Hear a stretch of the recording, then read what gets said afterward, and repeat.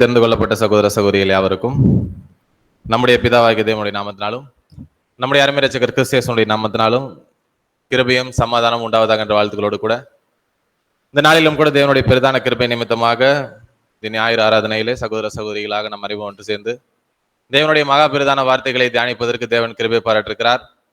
So அதற்காகவும் அவருடைய குமாரன் மூலமாக நம்ம நன்றிகளை எடுத்துக்கொள்ளலாம்.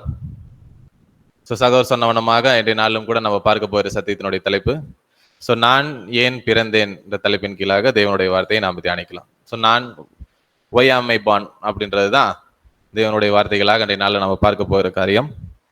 ஸோ கடந்த காலங்களில் சில ஆழமான காரியங்கள் நம்ம எதிர்பார்த்த காரியத்தை நிமித்தமாக இன்றைய பாடம் எப்படியாக காணப்படும் போது கொஞ்சம் டீப்பாக என்ன பண்ணலாம் அப்படின்னும் போது இன்றைய நாளில் பாடங்களை நம்ம பார்க்கக்கூடியவர்களாக காணப்படலாம். ஸோ கொஞ்ச நாளாக நம்ம ரீசர்ச் ஸ்டடி பார்க்கலன்னு நினைக்கிறோம். ஸோ நம்ம இது வரைக்கும் பார்த்தது கேரக்டர், அதுக்கு இல்லாமல் சயின்டிஃபிக்கல் ஹிஸ்ட்ரி அந்த மாதிரி நம்ம பார்த்துருப்போம். ஸோ இன்றைய நாளில் நம்ம எப்படி பார்க்க போகிறோம் அப்படின்னு சொல்லி நம்ம பார்க்கும்போது வேதத்தை ஆராய்ச்சி செய்யக்கூடிய ஒரு பாடமாக இன்றைய நாளில் நம்ம என்ன பண்ண போகிறோம்னா பார்க்கக்கூடியவர்களாக காணப்படுறோம் அப்படின்னு சொல்லி நம்ம பார்க்குறோம். ஸோ இந்த பாடம் முழுக்க எப்படியாக காணப்படும் அப்படின்னு சொல்லி நம்ம பார்க்கும்போது வேதத்தை ஆராய்ச்சி செய்யக்கூடிய ஒரு வேற ஆராய்ச்சி பாடமாக இந்த பாடம் அமையக்கூடியதாக காணப்படும் அப்படின்னு சொல்லி நம்ம பார்க்கிறோம். ஸோ நம்ம வேதமானவர்களாக இருக்கக்கூடியவர்களாக வேதமானவர்கள் வேதத்தை ஆராய்ச்சி செய்யக்கூடியவர்களாக காணப்படுவாங்கன்ற இந்த மையத்தை வைத்து இன்றைய நாளில் நம்ம என்ன பண்ண போறோம்னா இந்த பாடத்தை பார்க்கக்கூடியவர்களாக காணப்படுறோம்.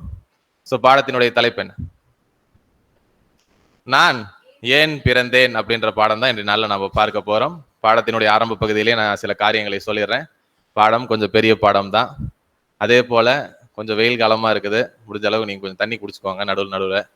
அதே போல நம்ம பார்க்கும்போது பாடத்தினுடைய ஆரம்ப பகுதியிலேருந்து முடிவு பகுதி வரைக்கும் நம்ம நிறைய இன்ட்ராக்ட் பண்ண வேண்டிய சூழ்நிலை காணப்படும். அதாவது ஒருத்தருக்கு ஒருத்தர் நம்ம பேச வேண்டிய சூழ்நிலை இருக்கும் அப்படின்றதையும் நம்ம தெரிவிச்சிடறோம். ஸோ அதனால கேள்விகள் வரும்போது நீங்க உற்சாகத்துடன் உங்களுடைய பதில்களை தரும்படியாக அன்போடு கேட்டுக்கொள்கிறோம். ஸோ இந்த நான் ஏன் பிறந்தேன் அப்படின்ற அந்த பாடத்தை நம்ம எங்க இருந்து பார்க்கக்கூடியவர்களாக காணப்படலாம் அப்படின்னு சொல்லி நம்ம பார்க்கிறோம். நான் ஏன் பிறந்தேன் அப்படின்ற அந்த வார்த்தையை யாரிடம் சொன்னது? நான் இப்பதான் சொன்னேன். ஆரம்பத்துல இருந்து கடைசி வரைக்கும் நீங்களும் உற்சாகமா பதில் சொல்லணும் அப்படின்னு சொல்லி. ஸோ இந்த நான் ஏன் பிறந்தேன் அப்படின்ற அந்த வார்த்தையை யாரிடம் சொன்னது? எங்கேயோ மைல்டா ஒரு பதில் வருது. யார்கிட்ட சொன்னது? சரி, ஓகே. சோ இந்த வார்த்தையை யார்கிட்ட சொல்றாங்க அப்படின்னு சொல்லி நாம பார்க்கும்போது சொன்னது யோபு தான். கரெக்ட். யாருக்கிட்ட சொல்றாரு? யார்கிட்ட சொல்றாரு? ஓகே, தேவன்கிட்ட சொல்றாருன்னே வச்சுக்கலாம்.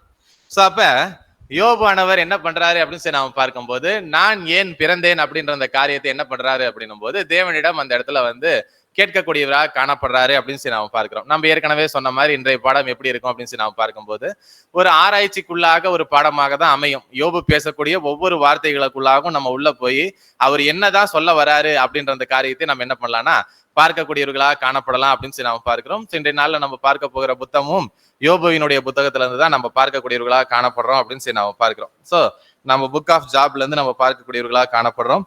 ஸோ முதல் 2 அதிகாரங்கள்ல நம்ம ஏற்கனவே முதல் அதிகாரத்தை நம்ம பார்த்துருக்கிறோம். ஒரு 1.5 வருஷத்துக்கு முன்பாக முதல் அதிகாரத்துல என்ன இருக்குதுன்றத அதிகாரத்தில் இருக்கக்கூடிய வசனங்களை நம்ம ஒரு ஒன்டேல நம்ம பேசியிருக்கோம். முதல் அதிகாரத்துல யோபுவினுடைய அவருடைய அந்த ஆரம்ப கால வாழ்க்கை, அவர் எப்படி இருந்தாரு, அவருக்கு அந்த சூழ்நிலையில என்ன நடக்குது, அவருக்கு நடந்த அந்த 4 விதமான அந்த போராட்டங்கள்ல அவர் நடக்கக்கூடிய அந்த காரியங்கள், முதல்ல அவருடைய குழந்தைகள், அப்புறம் அவருடைய ஆடு மாடுகள், அப்புறம் அவருடைய அந்த வேலையாட்கள், இவங்க எல்லாரும் எப்படி அந்த இடத்துல போகக்கூடியவர்களாக காணப்படுறாங்க அப்படின்ற அந்த விஷயத்தை யோபுவினுடைய முதல் அதிகாரத்தில் நம்ம பார்த்தோம்.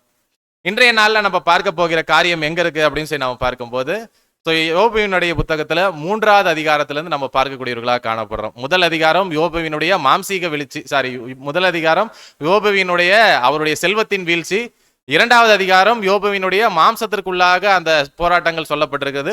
3வது அதிகாரம் எப்படியாக காணப்படும் அப்படின்னு சொல்லி நம்ம பார்க்கும்போது இந்த விதமான காரியங்கள் யோபுவுக்கு நடந்ததுக்கு பின்பாக, அவருடைய இத்தனை போராட்டங்களுக்கு பின்பாக, ஒருவேளை நம்ம புரிஞ்சுக்கிறதுக்கு சொல்லணும் அப்படின்னா இந்த வார்த்தைகளை சொல்லுவதற்கு முன்பாக 3வது அதிகாரத்தில் யோபு பேசுவதற்கு முன்பாக அவர் எந்த விதமான சூழ்நிலையில காணப்பட்டிருப்பார்?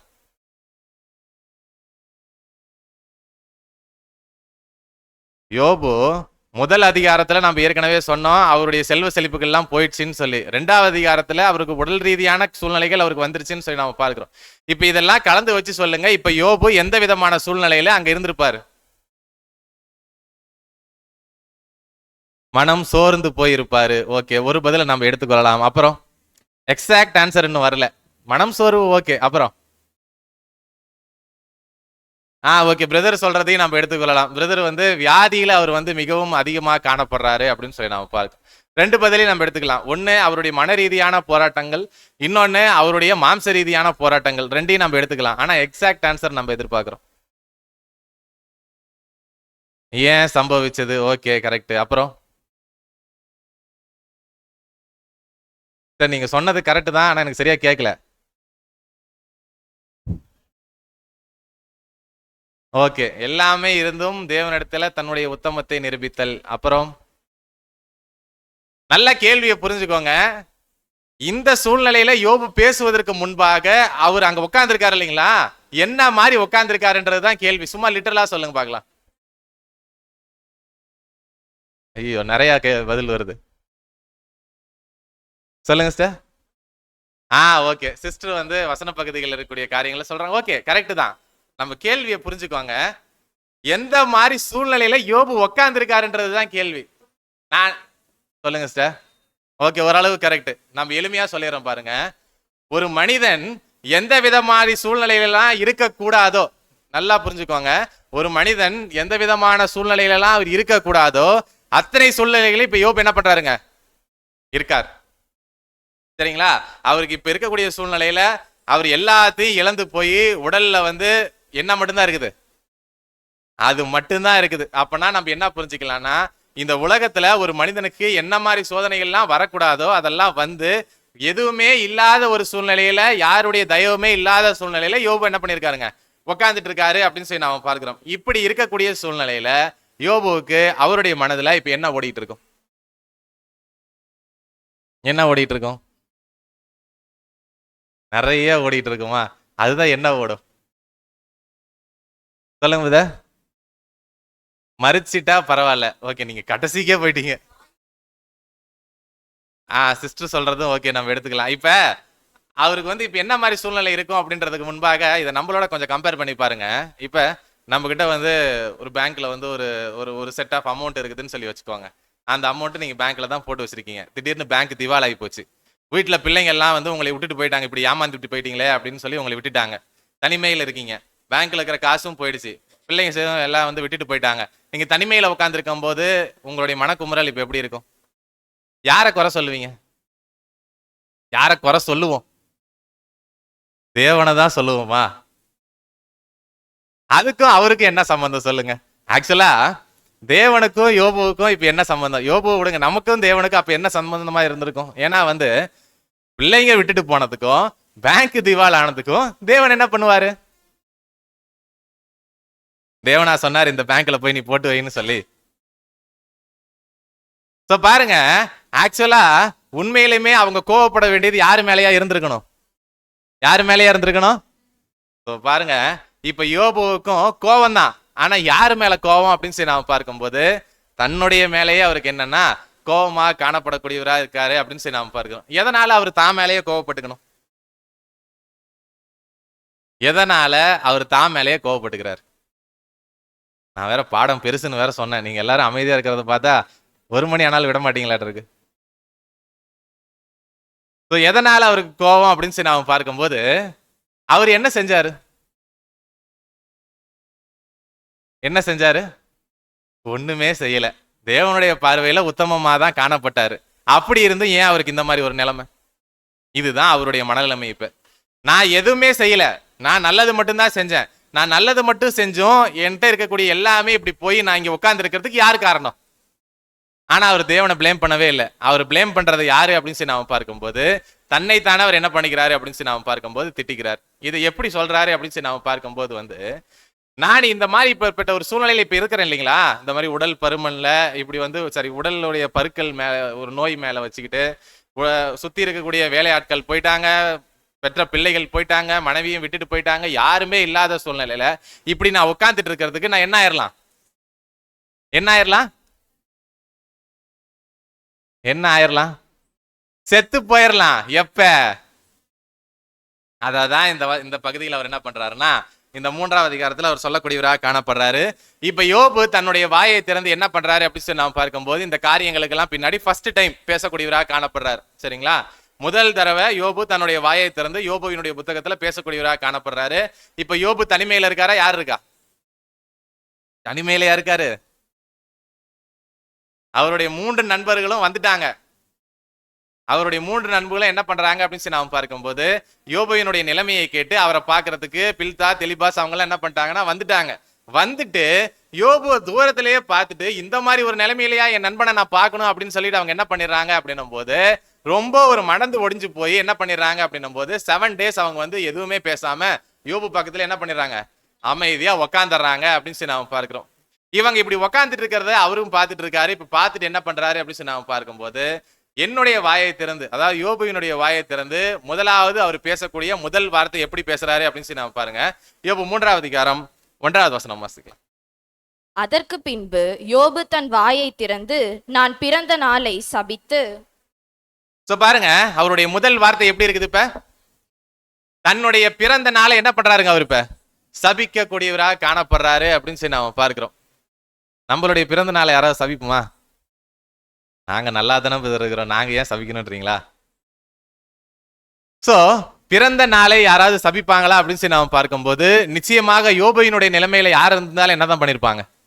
இந்த உலகத்துல பிறந்து இப்படி இருக்கிறதுக்கு நான் பிறக்காமலே இருந்திருந்தா என்ன பண்ணிருப்பேன்? நல்லா இருந்திருக்கும் இல்லையா? அந்த மாதிரி நினைச்சு அவர் என்ன பண்றாரு அப்படின்னு சொல்லி நாம பார்க்கும்போது, தன்னுடைய பிறந்த நாளை அவர் சபிக்கக்கூடியவராக காணப்படுறாரு அப்படின்னு சொல்லி நாம பார்க்கிறோம். சோ இப்ப பிறந்த நாளை சபிக்கக்கூடிய யோபு எப்படி சபிக்கக்கூடியவராக காணப்படுறாரு அப்படின்னு சொல்லி நாம பார்க்கும்போது, ஒரு பாடல் வடிவில் அவர் என்ன பண்றாரு அப்படின்னு சொல்லி நாம பார்க்கும்போது, தன்னுடைய கற்பனைகளை ஒரு தூண்டி அவர் என்ன பண்றாருன்னா, ஒரு கவிதையாக ஒரு பாட்டாக அவர் என்ன பண்ற போறாரு அப்படின்னு சொல்லி நாம பார்க்கும்போது, பின்னாடி இருக்கக்கூடிய வசனங்களை அவர் பேசக்கூடியவராக காணப்படுறாரு அப்படின்னு சொல்லி நாம பார்க்கிறோம். நல்லா ஞாபகம் வச்சுக்குவாங்க, அவர் பேச போறது, அவர் இப்ப பாட போறது அவருடைய இமேஜினேஷன், அவருடைய கற்பனையை தான் அவர் என்ன பண்ண போறாரு அப்படின்னு சொல்லி நாம பார்க்கும்போது, அவர் பேசக்கூடியவராக காணப்படுறாரு அப்படின்னு சொல்லி நாம பார்க்கிறோம். சோ அப்ப இதை நம்ம ஒரு பாடல் வடிவில், ஒரு இமேஜினேஷனுடைய வடிவில், யோபுவினுடைய அவருடைய அதிகப்படியான அறிவை நம்ம என்ன பண்ண போறோம்னா இன்னைக்கு தெரிந்து கொள்ளக்கூடியவர்களாக காணப்படுறோம். அதற்கு மேலாக யோபு தேவனை எப்படி புரிந்து வைத்திருக்காரு அப்படின்ற விஷயத்தை நம்ம என்ன பண்ண போறோம்னா இன்னைக்கு நம்ம பார்க்கக்கூடியவர்களாக காணப்படுறோம் அப்படின்னு சொல்லி நாம பார்க்கிறோம். சோ யோபு 3ஆவது அதிகாரம் 3வது வசனம் வாசிக்கலாம். நான் பிறந்த நாளும் ஒரு ஆண் பிள்ளை உற்பத்தி ஆயிற்று என்று சொல்லப்பட்ட ராத்திரியும் அழிவதாக. என்ன சொல்றார்? நான் பிறந்த நாளும் ஒரு ஆண் பிள்ளை உற்பத்தி ஆயிற்று என்று சொல்லப்பட்ட ராத்திரியும் அழிவதாக. என்ன அழியணும்னு சொல்லி சொல்றாரு? பிறந்த நாள் அழிஞ்சிடணுமா? அதோட கூட சேர்ந்து என்ன சொல்றாருங்க, அந்த ராத்திரியும் அழிவதாகன்னு சொல்லி சொல்றாரு. ஏன் ஸ்பெசிஃபை பண்றாரு ராத்திரி இந்த இடத்துல? நைட்ல பிறந்துட்டாரா? ஆனா பாருங்க, வசனம் சொல்லும் போது அப்படி எப்படி இருக்கு, ராத்திரி பிறந்த மாதிரிதான் காணப்படுது அப்படின்னு சொல்லி நம்ம பார்க்கிறோம். இந்த பாடம் படிக்கும் போது நமக்கு இப்படிதான் இருந்துச்சு, ராத்திரி தான் ஒருவேளை பிறந்திருப்பாரோ அப்படின்னு சொல்லி. ஆனா அடுத்த வசனத்தை சேர்த்து பார்க்கும் போது அவர் ஏன் அந்த ராத்திரின்னு சொல்லி சொல்றாரு அப்படின்னு சொல்லி நம்ம பார்க்கலாம். பாருங்க, அவர் வந்து ஆக்சுவலா நைட் எல்லாம் பிறக்கல. அவர் எதுக்காக அந்த ராத்திரி அப்படின்ற அந்த வார்த்தையை ஸ்பெசிஃபை பண்ணி சொல்றாருன்னு பாருங்க. 4வது வசனம் வாசிங்க. அந்த நாள் அந்தகாரப்படுவதாக. என்ன சொல்றாரு? அந்த நாள் அந்தகாரப்படுவதாக. அந்தகாரப்படுதல்னா எப்படி இருக்கும்? இருட்டா இருக்கும். சோ அப்ப இருட்டா இருந்தா அதுக்கு பேர் என்னதான்? முன்னாடி சொன்னார் இல்லையா, அந்த ராத்திரி அழிவதாகன்னு சொன்னார் இல்லைங்களா? அந்தகாரப்படும் போது அந்த இடம் எப்படி ஆயிருங்களா? இருட்டா போயிரும். அப்ப இருட்டா போகும்போது அந்த இடம் எல்லாமே எப்படிதான் இருக்கும்? நைட் டைம் மாதிரி தான் காணப்படும் அப்படின்னு சொல்லி நாம பார்க்கிறோம். ஆனா அவர் மீன் பண்றதை எதாவது மீன் பண்ணி பேசுறாரு? அவர் மீன் பண்ணி பேசுறது அவருடைய பிறந்த நாளை தான் அப்படின்னு சொல்லி நம்ம பார்க்கிறோம். சோ இப்ப இந்த வசன பகுதிகள் இருந்து நம்ம பின்னாடி பார்க்கக்கூடிய காரியங்கள்ல இருந்து அந்த நாள், அந்த ராத்திரி அப்படின்னு அநேக இடங்கள்ல வரும். இதெல்லாம் வர்றது எதை பத்தி தான் அவர் பேசுறாரு? கண்டினியூட்டி மிஸ் ஆகி போச்சு. அந்த ராத்திரி, அந்த நாள் அப்படின்னு சொல்லி அவர் சொல்லக்கூடிய அத்தனையுமே அவர் எதை தான் சொல்ல போறாரு? இப்ப அவருடைய பிறந்த நாளை பற்றி தான் அவர் என்ன பண்ண போறாருன்னா பேசக்கூடியவராக காணப்படுறாரு. அந்த நாள், அந்த ராத்திரி அப்படின்னு சொல்லக்கூடிய அத்தனை வார்த்தைகளும் அவருடைய பிறந்த நாளை பத்தி தான் அங்க பேசக்கூடியவராக காணப்படுறாரு அப்படின்னு சொல்லி நாம பார்க்கிறோம். சோ நம்ம வந்து அது வேற ஒரு நாளாக நம்ம மீன் பண்ணிக்க வேண்டாம். அவர் இப்ப பேசுறது அத்தனையுமே அவருடைய பிறந்த நாளை பற்றி தான் அவர் என்ன பண்ண போறாருன்னா பேசக்கூடியவராக காணப்பட போறாரு அப்படின்னு சொல்லி நாம பார்க்கிறோம். சோ இப்ப யோபு இப்ப சபிக்கிறதுக்கு ஆரம்பிக்கக்கூடியவராக காணப்படுறாரு அப்படின்னு சொல்லி நாம பார்க்கிறோம். இப்ப யோபு யார சபிப்பாரு? அவருடைய உச்சக்கட்ட கோபத்துல, அப்படிப்பட்ட நோய்கள் உண்டான அந்த சூழ்நிலையில அவர் யார சபிப்பார்? இப்ப தன்னைத்தானே என்ன பண்ணிக்க போறாரு? இப்ப சபிச்சுக்க போறாரு. எதனால அவர் தன்னைத்தானே சபித்துக் கொள்ளக்கூடியவராக காணப்படுறாரு? நாமளா இருந்திருந்தா என்ன பண்ணிருப்போம்? நாமளா இருந்திருந்தா என்ன பண்ணிருப்போம்? சோ பாருங்க, அப்ப எல்லாருடைய மனநிலைமையும் எப்படிதான் இருக்குது? மற்றவர்களே என்ன பண்ணணும்? ஏன்னா இப்ப நான் இருக்கிற சூழ்நிலைக்கு நான் என்ன இல்ல, நான் காரணம் இல்ல. இப்ப பாருங்க, நான் பாட்டுக்கு வந்து உட்காந்து வேடிக்கை பார்த்துட்டு இருந்தேன். திடீர்னு 4 வேலைக்காரங்க வந்தாங்க. ஒருத்தர் என்னன்னா வந்து கழுதைகளையும் எருமைகளையும் ஓட்டிட்டு போயிட்டாங்கன்றாங்க. இன்னொருத்தங்க பிள்ளைங்க செத்து போயிட்டாங்கன்றாங்க. இன்னொருத்தங்க சொத்து சொகை எல்லாம் போயிடுச்சுன்னு சொல்றாங்க. சோ இன்னொருத்தங்க வந்து கால்நடைகள் எல்லாம் போயிடுச்சு. இப்படி எல்லாமே போயிட்டு இருக்கிறதுக்கு நான் சும்மா வேடிக்கை தானே பார்த்துட்டு இருந்தேன். எனக்கு இதுக்கு என்ன சம்பந்தம்? சோ பாருங்க, திடீர்னு நான் உட்காந்துட்டு இருக்கும் போது எனக்கே தெரியாம இவ்வளவு நோய்களும் என் உடம்புக்குள்ள வந்துருச்சு. நான் ஏதாவது பண்ணனா? நான் எதுவுமே பண்ணல. நான் எதுவுமே பண்ணாத சூழ்நிலையில இதெல்லாம் எனக்கு நடந்திருக்குது அப்படின்னும் போது நான் யார சபிப்பேன்? ஆனா எல்லாருடைய மனநிலைமையும் பாருங்க, நான் கேட்ட உடனே எப்படி வருவது அப்படின்னு சொல்லி நான் பார்க்கும்போது மற்றவர்களை தான் என்ன பண்ணுவோம்? சபிக்கக்கூடியவர்களா காணப்படுவோம் அப்படின்னு சொல்லி நாம் பார்க்கிறோம். ஆனா மற்றவர்களுக்கு இதுக்கு என்ன சம்பந்தம்? டெஸ்ட் யாருக்கு தான்? யோபுவுக்கு தான். ஆனா அதை அவரால் என்ன பண்ணிக்க முடியல இன்னும். அதுக்கெல்லாம் இன்னும் டைம் இருக்குது பின்னாடி.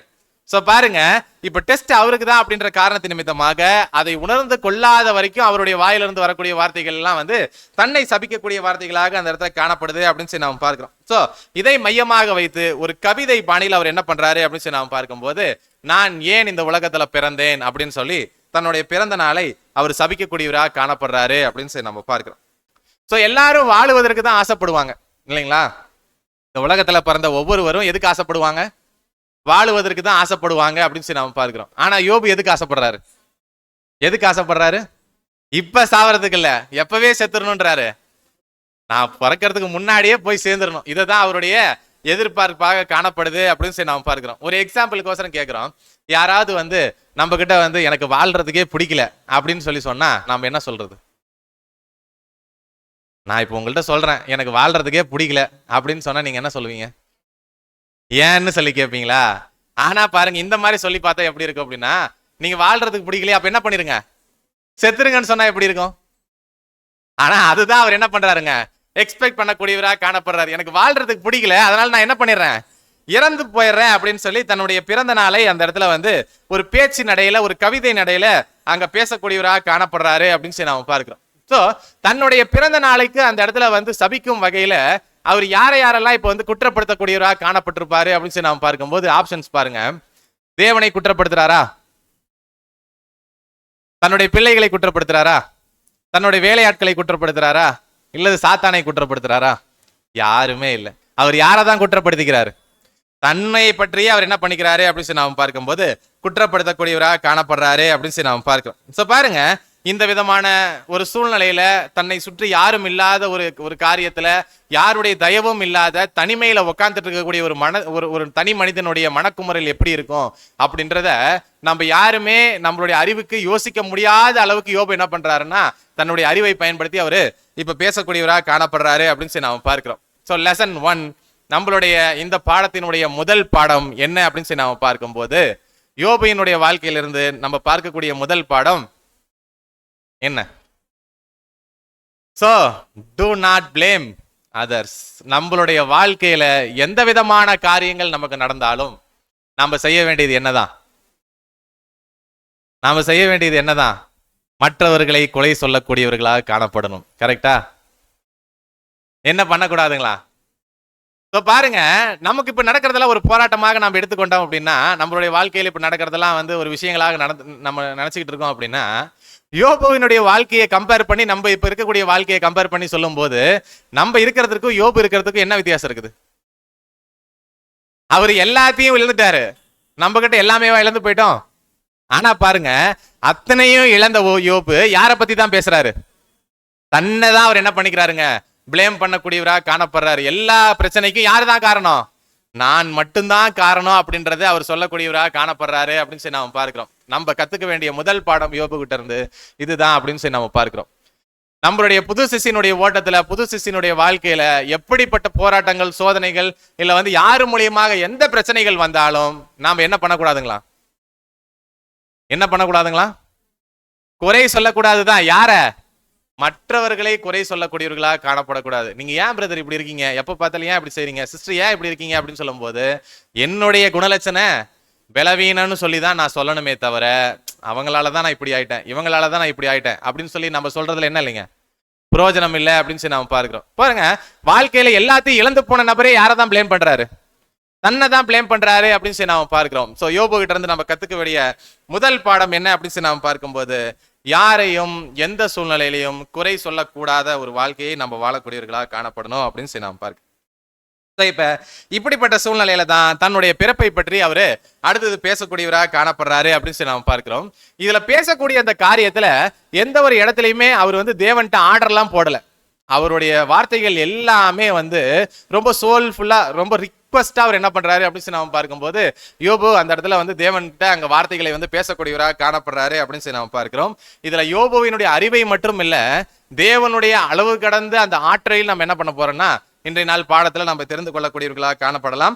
சோ யோபுவினுடைய சபித்தலினுடைய காரியங்கள்ல அந்த கவிதை நடையினுடைய முதல் வசனம் பார்க்கலாம். யோபு 3ஆம் அதிகாரம் 4வது வசனம். அந்த நாள் அந்தகாரப்படுவதாக, தேவன் உயரத்திலிருந்து அதை விசாரியாமலும் ஒளி அதன் மேல் பிரகாசியாமலும். சோ முதலாவது நம்ம கேட்கக்கூடிய காரியம் என்ன அப்படின்னு சொல்லி நம்ம பார்க்கும்போது, அந்த நாள் அந்தகாரப்படுவதாக அப்படின்னா நீங்க ஏற்கனவே என்ன சொல்லிட்டீங்க, அது வந்து இருட்டா இருக்கும் அப்படின்னு சொல்லிட்டீங்க அப்படின்னு சொல்லி நாம பார்க்கிறோம். சோ இப்ப இருட்டு அந்த இடத்துல உருவாகும் போது உலகம் எப்படியாக காணப்படும்? நீ எளிமையான சொல்றேன் பாருங்க அந்த வசனம்.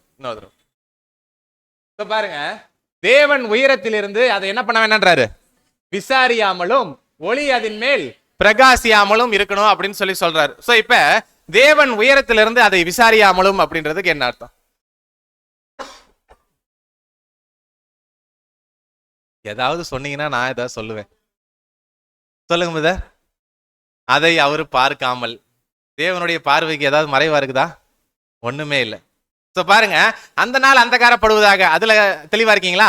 அது இருட்டா இருக்கும். ஓகே, இப்ப இருட்டா இருக்கணும் அப்படின்னா அடுத்தது அவர் சொல்றாரு பாருங்க, தேவன் உயரத்திலிருந்து அதை என்ன பண்ண வேண்டான்றாரு, விசாரியாமல் இருங்க, ஒளி அதன் மேல் பிரகாசியாமல் இருக்கணும் அப்படின்னு சொல்லி சொல்றாரு. ஒளி எதுல இருந்து கிடைக்கும்? ஒளி எதுல இருந்து கிடைக்கும்? ஆப்வியஸ்லி அது சன்ல இருந்து கிடைக்கக்கூடியதா காணப்படுது அப்படின்னு சொல்லி நம்ம பார்க்கிறோம். இப்ப இந்த உலகத்துல தேவன் முதல்ல ஒளியை எப்ப வச்சார்? முதல் நாளே வா பிரதர் கை காட்டிட்டார், 4வது நாள் அப்படின்னு சொல்லி. சோ அப்பனா சூரியனுடைய படைப்பு எத்தனாவது நாள் தான் நம்ம எடுத்துக்கலாம்? 4வது நாளா? இல்ல, சூரியனுடைய ஒளி தான் பூமியின் மேல படக்கூடியது எத்தனாவது நாள்? அது 4th டேவா காணப்படுது. இதுல நிறைய பேத்துக்கு நிறைய கொஸ்டின்ஸ் இருக்கு. சோ பாருங்க, சூரியன் படைக்கப்பட்டது 4வது நாள் இல்ல. அது கிரியேஷன்ஸ் வீக்ல வாய்ப்பு இருந்துச்சுன்னா ஏதாவது ஒரு சூழ்நிலையில் நம்ம பார்க்கலாம். சோ ஆனா சூரியனுடைய ஒளி பூமியின் மேல பட்ட நாள் தான் எத்தனாவது நாள்? 4வது நாளா காணப்படுது அப்படின்னு சொல்லி நாம பார்க்கிறோம். அப்ப அதுக்கு முன்னாடி பூமி இல்லையா? அதுக்கு முன்னாடி பூமி சூரியன்லாம் இருந்துச்சுங்களா இல்லைங்களா? இருந்துச்சு. அப்ப ஏன் வந்து சூரியன் ஒளி அதன் மேல படாம இருந்துச்சு? சொல்லுங்க சார். நீர்க்குமிழிகள் அது மேல இருந்துச்சு. ஓகே, அப்புறம் நல்லா கேள்வியை புரிஞ்சுக்குங்க. சூரியனும் அதுக்கு முன்னாடி இருந்துச்சு, பூமியும் அதுக்கு முன்னாடி இருந்துச்சு. ஏன் சூரியனுடைய ஒளி பூமியின் மேல அது வரைக்கும் படாம இருந்துச்சு? அதுதான் கேள்வி.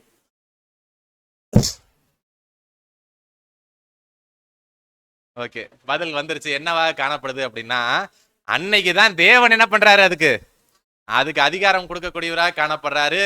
ஒளி என்ன பண்ணட்டும், பூமியின் மேல பிரகாசிக்கட்டும் அப்படின்னு சொல்லி. அதுக்கு முன்னாடியும் சூரியன்ல இருந்து ஒளி இருந்திருக்கும். ஆனா பூமியின் மேல ஒளி அனுமதிக்காத வரைக்கும், தேவனுடைய வாயிலிருந்து அந்த வார்த்தை வராத வரைக்கும் அது என்ன பண்ணாது, அது மேல படாது. சோ பாருங்க, அப்ப இப்ப இந்த விஷயத்த நல்லா தெளிவா புரிஞ்சுக்குங்க. இப்ப சூரியனுடைய ஒளி பூமியின் மேல படாத வரைக்கும் பூமி எந்த ஸ்டேஜ்ல இருந்திருக்கும்?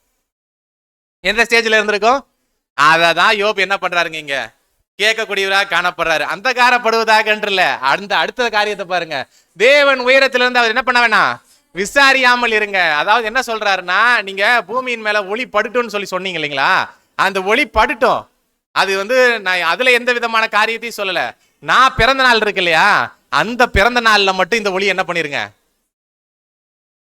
என்னுடைய பிறந்த நாள் இருக்கு இல்லைங்களா, நீங்க ஆரம்பத்துல வந்து ஒளி பூமியின் மேல படுட்டுன்னு சொல்லிட்டீங்க. அதுலலாம் நான் எந்த விதமான காரியத்தையும் சொல்லல. என்னுடைய பிறந்த நாள் அன்னைக்கு மட்டும் இந்த ஒளிய பூமியின் மேல என்ன பண்ண வேணாம்னு சொல்லிருங்க, என்ன பண்ண வேணாம்னு சொல்லிருங்கன்றாரு. அதை மட்டும் அன்னைக்கு வந்து படாம இருந்துரு சொல்லிருங்க. அப்படி படாம போயிடுச்சுன்னா பூமி என்ன ஆயிரும், பூமி என்ன ஆயிரும்? ஏதாவது தெரியுதா இதுல? ஆக்சுவலா லைட் போட்டனால தெரியல. இது வந்து பூமியினுடைய பிக்சர் தான். அதன் மேல ஒளி படாம இருந்துச்சு அப்படின்னா பூமி எப்படி இருக்கும்?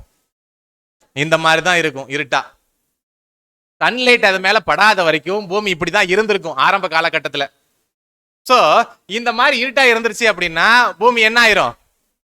அந்தகாரப்பற்றும். அதன் மேல எந்த விதமான ஒளியும் அந்த இடத்துல வீசாம காணப்படும் அப்படின்னு சொல்லி நாம பார்க்கிறோம். ஏன் ஒளி வீசக்கூடாதுன்னு சொல்றாரு? ஏன் ஒளி வீசக்கூடாதுன்னு சொல்றாருன்னு கேக்குறேன். தான் பிறந்த நாள் அன்று பூமியின் மேல ஏன் இந்த மாதிரி ஒளி வீச வேண்டாம், அன்னைக்கு மட்டும் நீங்க லைட் என்ன பண்ணிருங்க, கட் பண்ணிருங்க அப்படின்னு சொல்லி அவர் கேட்கிறாரு இல்லைங்களா? அதை ஏன் சொல்றாருன்னு சொல்லுங்க, சொல்லுங்க சிஸ்டர். அவ்வளவு வெறுத்துட்டாரா? ஓகே, நீங்க சொல்றது கரெக்ட் தான். ஆனா பின்னாடி வரதான் அந்த வசனங்கள்லாம் வருது. சரி, இன்னைக்கு நாமெல்லாம் இங்க உட்காந்துருக்கோம் இல்லைங்களா? எப்படி உட்காந்துருக்கோம்? கரண்ட் போயிடுச்சு, லைட் எல்லாம் ஆஃப் பண்ணிருங்க. வெளிச்சம் இருக்குமா இருக்காதா? இருக்காதா? எப்படி இருக்கும்? இன்னும் வேற மாதிரி கேக்குறேன் பாருங்க. காலையில வந்து இது சம்மர்ன்றனால வந்து ஒரு 5:30 மணிக்கு நான் எந்திரிக்கும் போதெல்லாம் வந்து சன்லைட் வந்துருது. ஸோ இப்ப சன்லைட் வந்து ஜன்னல்ல உங்களுக்கு வழியா உள்ள வரும்போது விடிஞ்சிருச்சுன்னு உங்களுக்கு என்ன ஆகுது தெரியுது, சரிங்களா? அப்படி சன்லைட்டினுடைய அந்த தாக்கம் நம்ம வீடுகள் மேல நம்ம மேல படுறனால தான் நமக்கு என்ன ஆகுது, அந்த நாளினுடைய துவக்கம் என்ன ஆயிடுச்சு, ஆரம்பிச்சிருச்சுன்னு சொல்லி தெரியுது. சூரியனே வரலனா, சூரியனே வரலன்னா என்ன அர்த்தம்? இன்னும் அது ராத்திரி தான். ராத்திரியா இருந்தா எல்லாரும் என்ன பண்ணிட்டு இருப்பாங்க? சோ எல்லாருமே தூங்கிட்டே இருக்கக்கூடிய ஒரு ஸ்டேஜ்ல யாருமே எந்திரிக்காம இந்த உலகத்துல எந்த ஒரு சோர்சஸுமே நடக்காம இருந்துச்சு அப்படின்னா யோபுவினுடைய பிறப்பு மட்டும் அந்த இடத்துல என்ன ஆகும்? நடக்குமா? நடக்காது. அததான் அவர் என்ன பண்றாரு அப்படின்னா, சூரியன்ல இருந்து நீங்க ஒளியை மட்டும் அன்னைக்கு வந்து மறைச்சிட்டீங்க அப்படின்னா என்ன ஆகும் அப்படின்னா, யாரு எந்த வேலைக்கும் எந்திரிக்க மாட்டாங்க. அப்படி எந்த வேலையும் உலகத்துல நடக்கல அப்படின்னா நானும் என்ன பண்ண மாட்டேன், பிறக்க மாட்டேன் அப்படின்னு சொல்லி என்ன பண்றாருங்க, சொல்லக்கூடியவராக காணப்படுறாரு அப்படின்னு சொல்லி நம்ம பார்க்கிறோம். ஸோ பாருங்க, அப்ப தேவனுடைய வல்லமையை அவர் எந்த அளவுக்கு புரிஞ்சிருந்தாரு அப்படின்னா, நீங்க ஆரம்பத்தில் லைட் படுட்டுன்னு சொன்னீங்க இல்லைங்களா, அந்த லைட் படுறதுக்கு முன்பாக பூமி இருந்துச்சு, அந்த மாதிரி என்ன பண்ணிருங்க, கொண்டு போயிருங்கன்னு சொல்லி கேட்டிருப்பாரா? நாம யாராவது அந்த மாதிரி யோசிச்சிருப்போமா? நம்ம யாருமே அந்த மாதிரி யோசிச்சிருக்க மாட்டோம். அவர் பாருங்க எந்த அளவுக்கு திங்க் பண்ணி கிரியேஷன்ஸுக்குலாம் ஆரம்பிச்சதுக்கு அப்புறம் இந்த சன்லைட் எல்லாம் படுறதுக்கு முன்பாக இந்த பூமி எப்படி இருந்துச்சோ அந்த மாதிரி அன்னைக்கு மட்டும் கொண்டு போயிருங்க அப்படின்னு சொல்லி என்ன பண்றாருங்க. ரொம்ப அவருடைய தாட் ப்ராசஸ் பாருங்க எப்படி இருக்கு, அவருடைய இமேஜினேஷன் எப்படி இருந்திருக்குதுன்னு பாருங்க. தான் பிறக்காம இருக்கிறதுக்கு எப்படி எல்லாம் அவர் என்ன பண்றாருங்க, யோசிக்கக்கூடியவராக காணப்படுறாரு அப்படின்னு சொல்லி நம்ம பார்க்கிறோம். ஸோ அடுத்த வசனத்துக்குள்ள கடந்து போறோம். அந்தகாரமும் மரண இருளும் அதை கரைப்படுத்தி மப்பு அதை மூடி மந்தார நாளின் பயங்கரங்கள் அதை அருக்களிப்பாக்குவதாக. வசனங்களை கொஞ்சம் நல்லா கவனிங்க, ஏன்னா வசனங்கள்ல இருந்து தான் நம்ம யோபு என்ன பேச போறாருன்னு நம்ம புரிஞ்சுக்க போறோம். சோ முதல் காரியத்தை நல்லா கவனிங்க. அந்தகாரமும் மரண இருளும் அதை கரைப்படுத்தி மப்பு அதை மூடி மந்தார நாளின் பயங்கரங்கள் அதை அருக்களிப்பாக்குவதாக. என்ன சொல்றார்? நான் தான் சொல்லணுமா? சரி, முக்கியமான வார்த்தைகளை மட்டும் நல்லா கவனம் கொடுங்க. முதல்ல என்ன சொல்றாரு? அந்தகாரம். அடுத்தது மரண இருள். அது ரெண்டும் அங்க முக்கியமா காணப்படுது. அடுத்தது பாருங்க, எதை மூடணும்னு சொல்றாரு? மப்பு அதை மூடி மந்தார நாளின் பயங்கரங்கள். இது 4 விஷயம் தான் இந்த வசனங்களை நம்ம எடுத்துக்கொள்ள வேண்டிய காரியங்கள். முதலாவது அந்தகாரம், 2வது மரண இருள், 3வது மப்பு, 4வது மந்தாரம். இது 4 தான் நம்ம எடுத்துக்கொள்ள போறோம். இது நம்ம நார்மல் தமிழ்ல வாசிச்சா கொஞ்சம் கஷ்டமா இருக்குது. நிறைய டிரான்ஸ்லேஷன் நம்ம என்ன பண்ண போறோம்னா இன்னைக்கு நம்ம பார்க்க போறோம். நம்ம ஆரம்பத்திலே சொன்ன மாதிரி நம்ம வேத ஆராய்ச்சி தான் இன்னைக்கு பண்ண போறோம். ஆர்சி டிரான்ஸ்லேஷனுக்குள்ள கடந்து போகலாம். யோபு 3வது அதிகாரம் 5வது வசனம், திருவிவிலியம். காரிருள் சாவிருட்டும் அதை கவ்வி கொள்ளட்டும், கார்முகில் அதனை மூடிக்கொள்ளட்டும், பகலை இருளாக்குபவை அதனை அச்சுறுத்தட்டும். முதல் பகுதியை நம்ம பார்க்கலாம் பாருங்க.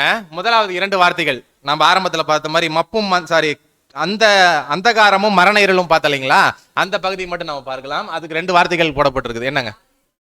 கார் இருள், சாவு இருட்டு. இது 2 வார்த்தைகளை நம்ம கவனம் கொடுக்கக்கூடியவர்களாக காணப்படலாம். கார் இருள்னா எப்படி இருக்கும்? இதுல ஏதாவது தெரியுதா? அது வந்து தெரியணுன்றதுக்கோசரம் அந்த நிலா இருக்கிற மாதிரி பிக்சருக்கு தேடணும். ஏன்னா ஃபுல் டார்க்கா போட்டா உங்களுக்கு ஒண்ணுமே தெரியாது. சோ இப்ப கார் இருள் அப்படின்றது எப்படி இருக்கும் அப்படின்னா, ராத்திரி நேரம் ஒரு அமாவாசையை நம்ம எடுத்துக்கொள்ளலாம். அமாவாசை அன்னைக்கு எல்லா லைட்டுமே கட் பண்ணதுக்கு அப்புறமா, இல்லைன்னா நம்ம எளிமையா ஒரு 50 வருஷத்துக்கு முன்னாடி எலக்ட்ரிசிட்டியே இல்லாத ஒரு சூழ்நிலையில அமாவாசை அன்னைக்கு எப்படி இருந்திருக்கும்? ஒண்ணுமே தெரியாது இல்லைங்களா? அதுதான் கார் இருள். அந்த மாதிரி கார் இருள் இருக்கக்கூடிய சூழ்நிலையில சாவிருட்டு அதோட கலந்து இருக்கணுமா? இதுதான் யோபுவினுடைய கேள்வி. இது 2க்கு என்ன அர்த்தம்? சரி, கார் இருள் எப்படி இருக்கும் அப்படின்றத நம்ம பார்க்கலாம். பாருங்க, கார் இருள்னா என்ன அப்படின்னு சொல்லி நம்ம பார்க்கும்போது அதனுடைய ஆங்கில வார்த்தைகள் நம்ம பார்க்கும்போது வந்து டார்க்னஸ் அப்படின்னு சொல்லி அவர் கொடுக்கக்கூடியவராக காணப்படுறாரு.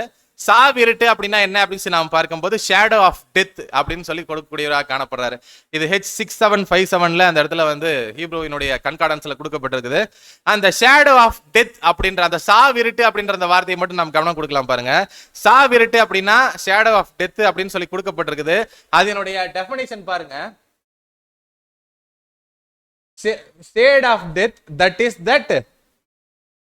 அந்த கடைசி வார்த்தையை கவனிங்க, த கிரேவ் அப்படின்னு சொல்லி கொடுக்கப்பட்டிருக்குது அப்படின்னு சொல்லி நம்ம பார்க்கிறோம். கிரேவ்னா என்ன? கிரேவ்னா நமக்கு தெரியற மாதிரி சொல்லணும்னா கல்லறை அப்படின்னு சொல்லி நம்ம பார்க்கிறோம். சோ சாவிருட்டு எங்க இருக்குமா? கல்லறையில காணப்படுமா? கல்லறையில எப்படி சாவிருட்டு இருக்கும் சொல்லுங்க பார்க்கலாம். கரெக்டா வந்துட்டீங்க. சோ பாருங்க, இப்ப சாவு அந்த இடத்துல வந்து ஒரு பிணத்தை அந்த இடத்துல புதைக்கிறாங்க அப்படின்னு சொல்லி நம்ம பார்க்கும்போது குழி தோண்டுறாங்க இல்லைங்களா? குழி தோண்டும் போது அது மேல வெளிச்சம் இருக்கும். உள்ளுக்குள்ள வச்சு மூடிட்டாங்க அப்படின்னா உள்ள என்ன இருக்கும்? உள்ள என்ன இருக்கும்? ஒண்ணுமே இருக்காது. ஒண்ணுமே இருக்காதுன்னா அங்க என்னதான் இருக்கும்? கருகும்னு இருட்டா இருக்கும். சாவிருட்டு, அந்த இடத்துல ஒண்ணுமே இருக்காது அப்படின்னு சொல்லி நம்ம பார்க்கிறோம். இதை ஏன் அந்த இடத்துல ஷேடோ ஆஃப் டெத் அப்படின்னு சொல்லி கொடுக்குறாங்க அப்படின்னு சொல்லி நம்ம பார்த்தோம்னா, கல்லறைக்குள்ள என்ன நடக்கும்? கல்லறைக்குள்ள என்ன நடக்கும்? ஒண்ணுமே நடக்காது. அதனாலதான் அந்த இடத்துல வந்து ஷேடோ ஆஃப் டெத்னு கொடுக்கப்பட்டிருக்குது. அப்படின்னா அவருடைய எதிர்பார்ப்பு எப்படி இருக்குது அப்படின்னு சொல்லி நம்ம பார்க்கும்போது, கல்லறைக்குள்ள இருக்கக்கூடிய கருகும்னு இருட்டு எப்படி இருக்குதோ அந்த மாதிரி இருக்கக்கூடிய சூழ்நிலையில இந்த உலகத்துல ஒண்ணுமே நடக்காம இருக்கணும். அப்படி நடக்காம இருந்துச்சு அப்படின்னா நான் என்ன பண்ண மாட்டேன்? பிறக்க மாட்டேன் அப்படின்றது அவர் சொல்லக்கூடியவராக காணப்படுறாரு அப்படின்னு சொல்லி நம்ம பார்க்கிறோம். சோ நம்ம காரிருள் சாவிருட்டு பார்த்துட்டோம். அடுத்தது என்ன சொன்னாங்க? மப்பு அதை என்ன பண்ணிக்கிட்டோம்? மூடி கொள்ளட்டும் அப்படின்னு சொல்லி அங்க சொல்லக்கூடியவராக காணப்படுறாரு. மப்புனா என்ன?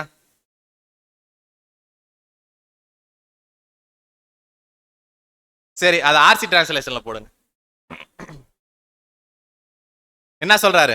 கார் முகில் அதை மூடிக்கொள்ளட்டும். கார் முகில்னா என்ன? என்ன மேகம்?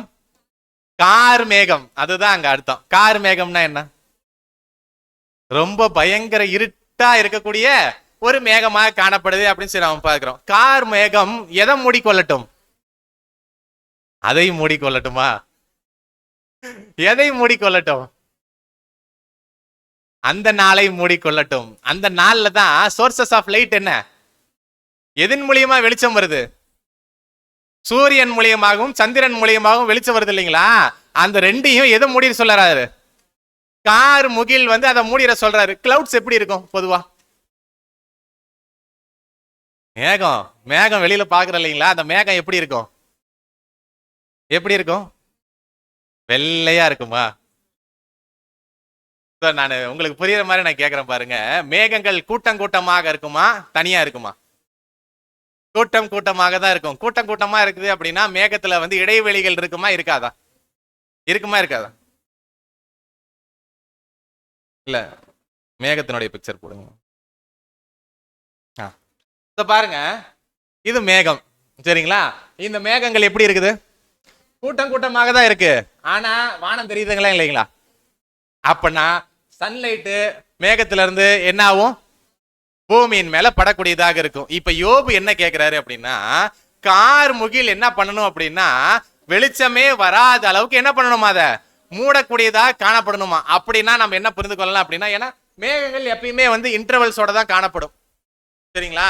மேகங்கள் எப்பயுமே வந்து கொஞ்சமாவது கேப்போட தான் அது என்ன ஆகுங்க நகர்ந்து போகக்கூடியதா காணப்படும் அப்படின்னு சொல்லி நாம் பார்க்கிறோம். இப்ப யோபுவினுடைய எதிர்பார்ப்பு என்ன அப்படின்னா, மேகம் தான் வரணும், அந்த மேகம் எப்படி இருக்கணும் அப்படின்னு சொல்லி நாம் பார்க்கும்போது, ஒரே ஒரு மேகம், அந்த மேகம் எப்படி இருக்கணும் அப்படின்னா திக் கிளவுடா காணப்படணுமா. அதான் கார் மேகம், கார் முகில். அந்த மேகம் திக்கா காணப்படணுமா, ரொம்ப அடர்த்தியா காணப்படணுமா, அது ஒரே மேகமா இருக்கணுமா. அந்த ஒரு மேகம் எப்படி இருக்கணுமா, நகராம காணப்படணுமா. அப்படி நகராம இருந்துச்சு அப்படின்னா அந்த வெளிச்சம் என்ன ஆகாதுங்களா, வராம இருக்குமா. அதுதான் அவருடைய எதிர்பார்ப்பாக காணப்படுது. அதனுடைய கன்கார்டன்ஸ் பாருங்க, H6053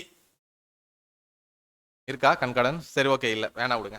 ஸோ அதனுடைய கன்கார்டன்ஸ் வந்து 6053. அது வந்து எப்படி கொடுக்கப்பட்டிருக்குது அப்படின்னும் போது கிளவுட் அப்படின்னு சொல்லி ஒரே ஒரு வார்த்தை தாங்க. இந்த யோபுவினுடைய அவர் பயன்படுத்தாரு இல்லைங்களா, இந்த கார் முகில் அப்படின்ற அந்த வார்த்தையை வேதாகமத்திலே அவர் ஒருத்தர் மட்டும்தான் ஒரே ஒரு தடவை அந்த வார்த்தையை பயன்படுத்தி இருக்கிறார். மேகங்கள்னு சொல்லி வார்த்தைகள் வந்திருக்குது, ஆனா அவர் சொன்ன மாதிரி அந்த மேகன்ற வார்த்தை ஒரே ஒரு தடவை தான் என்ன பண்ணப்பட்டிருக்குதுன்னா வந்திருக்கக்கூடியதா காணப்படுது. அது அவர் எப்படி எதிர்பார்க்கிறாருன்னா, ஒரு திக் கிளவுடா, டார்க்கா, அதனுள்ள எந்த ஒரு வெளிச்சமும் பூமியின் மேல படாம இருக்கணும் அப்படின்றது அவர் கேட்கக்கூடியவராக காணப்படுறாரு அப்படின்னு சொல்லி நாம பார்க்கிறோம். இப்ப கார் முகில் அந்த இடத்துல வந்து அது எல்லாத்தையும் சுத்தி வளைச்சு மூடிடுச்சு அப்படின்னா, அது நகராகமே அந்த இடத்துல இருக்குது அப்படின்னா, கார் மேகத்துல இருந்து என்ன வரும்? கார் மேகத்துல இருந்து என்ன வரும்? மழை வருமா? கார் மேகத்துல இருந்து என்ன வரும்? அதாவது மழை வரத்துக்கு முன்பாக மேகங்கள்லாம் கருகுப்புன்னு இருட்டுது இல்லைங்களா, அந்த மாதிரி இருட்டும் போது அதுல இருந்து ஒரு சத்தம் வரும், சரிங்களா? இடியை உங்களால காதுல கேட்க முடியும், என்னத்தை பார்க்கலாம்.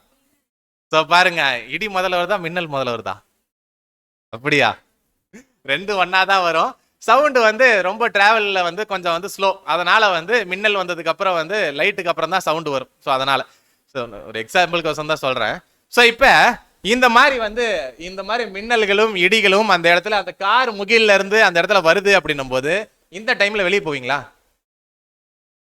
வெளியே போவோமா? நாம் போக மாட்டோம். இப்ப இருக்கக்கூடிய சோர்சஸ்லயே நம்ம என்ன பண்ண மாட்டேங்கிறோம், இப்ப இருக்கக்கூடிய அட்வான்ஸ் உலகத்திலேயே இந்த மாதிரி ஒரு அசாதாரணமான சூழ்நிலை நடந்தா என்ன பண்ண மாட்டாங்களா, போக மாட்டோம். அப்ப யோபு இருக்கக்கூடிய நாட்கள்ல அப்படி இருக்கக்கூடிய எந்த ஒரு சோர்சஸுமே இல்லாத சூழ்நிலையில இந்த மாதிரி அசாதாரணமான சூழ்நிலைகள் நடந்தா வெளியே போவாங்களா? இப்படி இருக்கக்கூடிய சூழ்நிலையில யாருமே வெளியே வர மாட்டாங்க, எந்த ஒரு வேலையுமே நடக்காது. அதனால இந்த மாதிரி ஒரு அசாதாரணமான சூழ்நிலையை இந்த கார்முகில கொண்டு வந்து வச்சிருங்க. அப்படி இருந்துச்சு அப்படின்னா யாரும் எந்த வேலையும் செய்ய மாட்டாங்க, யாரும் வீட்டை விட்டு வர மாட்டாங்க, யாரும் எந்த வேலையும் செய்ய மாட்டாங்க. அப்படி இருக்கக்கூடிய சூழ்நிலையில நான் என்ன பண்ண மாட்டேன், பிறக்க மாட்டேன் அப்படின்றத அங்க சொல்லக்கூடியவராக காணப்படுறாரு அப்படின்னு சொல்லி நம்ம பார்க்கிறோம். இந்த கார்முகில பத்தி ஒரு எக்ஸாம்பிள் வந்து நம்ம புதிய ஏற்பாட்டுல இருந்து நம்ம பார்க்கலாம். மார்க் 15ஆம் அதிகாரம் 33ஆவது வசனம் வாசிங்க. 6 மணி நேரம் முதல் 9 மணி நேரம் வரைக்கும் பூமி எங்கும் அந்தகாரம் உண்டாயிற்று. பாருங்க, பூமி எங்கும் என்ன இருக்குதுங்களா? எப்ப இது? சோ கர்த்தர் இயேசுவினுடைய அவருடைய மரண நாள்ல அந்த இடத்துல வந்து நடக்கக்கூடியதா காணப்படுது அப்படின்னு சொல்லி நம்ம பார்க்கிறோம். சகோதரனுடைய எழுத்துக்கள்ல இருந்து சில காரியங்கள் நம்ம பார்க்கலாம். பாருங்க, இந்த அந்தகாரம் அப்படின்ற அந்த விஷயத்தை அவர் வந்து கொஞ்சம் விளக்கி அங்க சொல்லக்கூடியவராக காணப்படுறாரு. There was darkness அப்படின்னு சொல்லிட்டு அந்த இங்கிலீஷ் வார்த்தை மட்டும் வாசிங்க. Supernatural darkness for an eclipse of the sun was impossible during the full moon of the Passover time. So நல்ல கவனிங்க, அந்த மாதிரி வந்து ஒரு பாஸ் ஓவர் டைம் அப்படின்றது வந்து எப்படிப்பட்ட சூழ்நிலையில தான் பாஸ் ஓவர் அனுசரிக்கிறாங்க? நம்ம பாஸ் ஓவர் அனுசரிக்கிறோம் இல்லைங்களா, ராபோஜன் அனுசரிக்கிறோம் இல்லைங்களா, அது என்ன நாள்? நீசான் 14. இஸ்ரேல்ல அது என்ன நாள்? அவங்களுக்கு நீசான் 14 தான். எந்த நாள்ல அவங்க வந்து அனுசரிக்கிறாங்க அதுதான் நம்ம முக்கியம். பாருங்க சிஸ்டர் சொல்றாங்க, அதுதான் முக்கியங்க. பௌர்ணமி நாள்ல சோலார் எக்லிப்ஸ் நடக்குமா? பௌர்ணமி நாள்ல சோலார் எக்லிப்ஸ் தமிழ் என்ன? சூரிய கிரகணம் வந்து முழு நிலா இருக்கக்கூடிய நாள்ல நடக்குமா நடக்காதுங்களா? நடக்குமா நடக்காதா? நடக்கிறதுக்கு வாய்ப்பே இல்லை. ஏன்னா முழு நிலா இருக்கும் போது எப்படி சூரிய கிரகணம் நடக்கும்? அப்படி இருக்கக்கூடிய சூழ்நிலையிலேயே அந்த இடத்துல வந்து முழு நிலா இருக்கும் போது சூரிய கிரகணம் நடக்காது. அப்படி நடக்காத சூழ்நிலையில அந்த இடத்துல எப்படி அந்தகாரம் வந்துச்சு அப்படின்றது அவருடைய கேள்வி, சரிங்களா? முழு நிலா இருக்குது, சூரிய கிரகணம் அந்த இடத்துல நடக்கிறதுக்கு வாய்ப்பே இல்லை. அப்படி இருக்கக்கூடிய சூழ்நிலையில எப்படி அந்த இடத்துல சூப்பர் நேச்சுரல் டார்க்னஸ் அந்த இடத்துல உருவானுச்சு? அதனாலதான் அங்க impossible during the full moon of the Passover டைம்னு சொல்லி சொல்றாரு, சரிங்களா? புரிஞ்சுக்கங்க, கருத்தை புரிஞ்சுக்கங்க. இந்த மாதிரி நாள்லயே அந்த இடத்துல வந்து காரிருள் வர்றதுக்கு வாய்ப்பு இல்லை. ஆனாலும் வந்திருக்குது அப்படின்னா அதுக்கு என்ன காரணம் அப்படின்னு சொல்லி நாம பார்க்கும்போது அதனாலதான் அங்க சொல்றாரு பாருங்க, doubtless an expression of divine wrath and as typical of the darkness of the alienation of God into which that long favored nation has plunged by his act. அதாவது இந்த ஜனங்கள்லாம் சேர்ந்து கர்த்தர் இயேசுவை கொன்றாங்க இல்லைங்களா, அதனுடைய அந்த தாக்கம், தேவனுடைய அந்த குமுறல், தன்னுடைய குமாரன் அந்த மாதிரி இப்படிப்பட்ட ஒரு சூழ்நிலைக்குள்ளாக போறாருன்றதுடைய அவருடைய அந்த மனசினுடைய எண்ணம், அதெல்லாம் தான் என்ன ஆகுதுங்களாமா, அந்த அந்தகாரத்தை கொண்டு வரதுக்கு காரணமாக காணப்படுது அப்படின்னு சொல்லி நாம பார்க்கிறோம். இதை எப்படி நம்ம புரிஞ்சுக்கலாம்னா, தேவனுடைய வல்லமையிலிருந்து அந்த நாள்ல என்ன இருக்குதுங்க, சூப்பர் நேச்சுரலாக அந்த இடத்துல வந்து அப்படிப்பட்ட ஒரு இருட்டு அந்த இடத்துல உருவாகிக்குது. இந்த மாதிரி இருட்டை தான் அங்க யோபுவும் என்ன பண்றாருங்க, எதிர்பார்த்து கேட்கக்கூடியவராக காணப்படுறாரு. கருத்தை இப்ப புரிஞ்சுக்கிட்டீங்களா? ஓகே, அடுத்தது 6வது வசனத்திற்குள்ளாக கடந்து போகலாம். அந்த ராத்திரியை அந்தகாரம் பிடிப்பதாக. ஒரே நிமிஷம், ஒரு பாயிண்ட் நான் விட்டுட்டேன். ஸோ இந்த 2வது விஷயத்தை நம்ம கவனிக்கலாம் பாருங்க. இந்த விஷயங்கள்ல இருந்து யோபு நமக்கு கற்றுத்தரக்கூடிய 2வது பாடம் என்ன அப்படின்னு சொல்லி நாம பார்க்கும்போது போடுங்க. He believes only in God. அதாவது தன்னுடைய மரணம் நடக்கணும், தன்னுடைய மரணம் அந்த நாள்ல சம்பவிக்கணும் அப்படின்றதுக்கு அவர் யாருக்கிட்ட மட்டும்தான் அங்க வந்து கேட்கக்கூடியவராக காணப்படுறாரு, தேவன்கிட்ட மட்டும்தான். அவருடைய அந்த சூப்பர் நேச்சுரல் பவர், அவர் அந்த மாதிரிலாம் வல்லமை கொண்டவராக காணப்படுறாரு. அவர் எப்பேற்பட்ட காரியங்களையும் வாய்க்க செய்வார்ன்றது யாருக்கு தெரிஞ்சிருக்குது, யோபுக்கு தெரிஞ்சிருக்குது. அதனாலதான் அசாதாரணமான காரியங்களை கூட தன்னுடைய இமேஜினேஷன்ல இருந்தா கூட அதை யாருக்கிட்ட கேட்கிறாரு, அங்க தேவன்கிட்ட கேட்டு இப்படி எல்லாமாவது என்ன பண்ணிருங்க, அந்த நாள்ல பிறக்க விடாம செஞ்சிருங்க அப்படின்னு சொல்லி தன்னுடைய எதிர்பார்ப்புகளை அந்த இடத்துல தேவன்கிட்ட கேட்கக்கூடியவராக காணப்படுறாரு. இதுல இருந்து நமக்கு என்ன பாடம் அப்படின்னு சொல்லி நாம பார்க்கும்போது, அங்க அவராவது இமேஜினேஷன்ல கேட்கிறாரு, நாம இங்க நம்மளுடைய வாழ்க்கையில எப்படிப்பட்ட போராட்டங்களாக சோதனைகளாக இருந்தாலும் சரி, நாம நோக்கி பார்க்க வேண்டியது யாரை மட்டும்தான், தேவனை மட்டும்தான் அப்படின்னு சொல்லி நம்ம பார்க்கிறோம். ஆனா நாம அநேக சூழ்நிலைகள்ல யாரை எதிர்பார்த்துறோம் அப்படின்னா, நம்மளை தூக்கிக்கிறதுக்கு யாராவது கிடைச்சிட மாட்டாங்களா, யார்கிட்ட வந்து ஏதாவது ஒரு ஆறுதலான வார்த்தைகள் வந்துடாதா அப்படின்னு சொல்லி மனிதர்களை எதிர்பார்த்து இருக்கக்கூடியவர்களாக காணப்படுறமே தவிர, மாறாக எல்லாவற்றிலும் வாய்க்க செய்யக்கூடியவர் தேவன் தான் அப்படின்ற அவரை விசுவாசிக்கக்கூடிய அந்த காரியத்தை நம்ம என்ன பண்ணிடுறோம், மறக்கக்கூடியவர்களாக காணப்பட்டுறோம். யோபு மறந்தாருங்களா?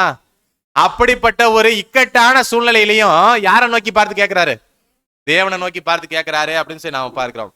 சோ நமக்கு இது 2வது பாடமாக அங்க காணப்படக்கூடியதாக இருக்குது அப்படின்னு சொல்லி நாம பார்க்கிறோம். அடுத்து 6வது வசனம் கவனிங்க. இந்த வசனத்தை பொறுத்த வரைக்கும் நீங்க கொஞ்சம் நல்லா கவனிக்க வேண்டியது இருக்குது. வார்த்தைகளுக்கு வார்த்தை நல்லா கவனம் கொடுங்க. யோபு 3வது அதிகாரம் 6வது வசனம். அந்த ராத்திரியை அந்தகாரம் பிடிப்பதாக, வருஷத்தின் நாட்களில் அது சந்தோஷப்படுகிற நாளாயிராமலும் மாதங்களின் கணக்கிலே அது வராமலும் போவதாக.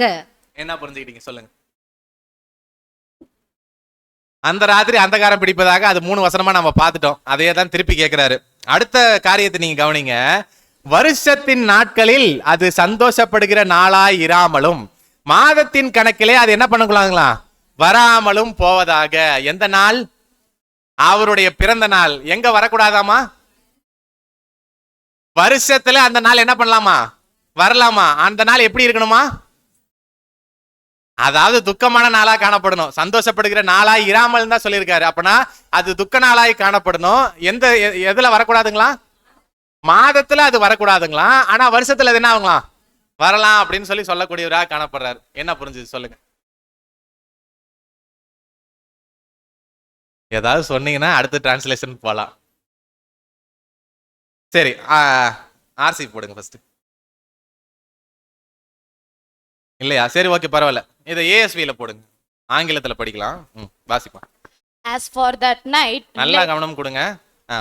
As for that night, let thick darkness seized upon it. Let it not rejoice among the days of the year. Let it not come into the number of the months. நல்லா கவனிங்க. திக் டார்க்னஸ், அது வந்து அந்தகாரத்தை பத்தி தான் சொல்றாரு. Let it not rejoice among the days of the year. அதாவது வருஷத்தினுடைய நாட்கள்ல அது வந்து ஒரு மகிழ்ச்சி தரமான ஒரு நாளாக காணப்படாம, let it not come into the number of the months, மாதங்களினுடைய கணக்குல அது வரக்கூடாதான். ஆனா வருஷத்தினுடைய கணக்குல அது என்ன ஆகுங்களாமா, வரலாம் அப்படின்னு சொல்லி ஏஎஸ்வி டிரான்ஸ்லேஷன்ல இருக்குது. கொஞ்சம் எளிமையாக புரிந்து கொள்வதற்கு பிபி டிரான்ஸ்லேஷன் இருக்கு, அதையும் நம்ம வாசிக்கலாம் பாருங்க. That night let the thick dark take it. Let it not have joy among the days of the year. Let it not come into the number of the months. So பாருங்க, எளிமையாக அவங்க சொல்றாங்க, let it not have joy among the days of the year. வருஷத்தினுடைய நாட்களினுடைய கணக்குல அது சந்தோஷமான நாளாக வராம, சந்தோஷமான நாளாம இல்லாம வருஷத்தினுடைய நாட்கள்ல வரலாமா? Let it not come into the number of the months. மாச கணக்குல அது வரக்கூடாதான். என்ன புரிஞ்சது? அடுத்த பிக்சர் போடுங்க. இது என்னது?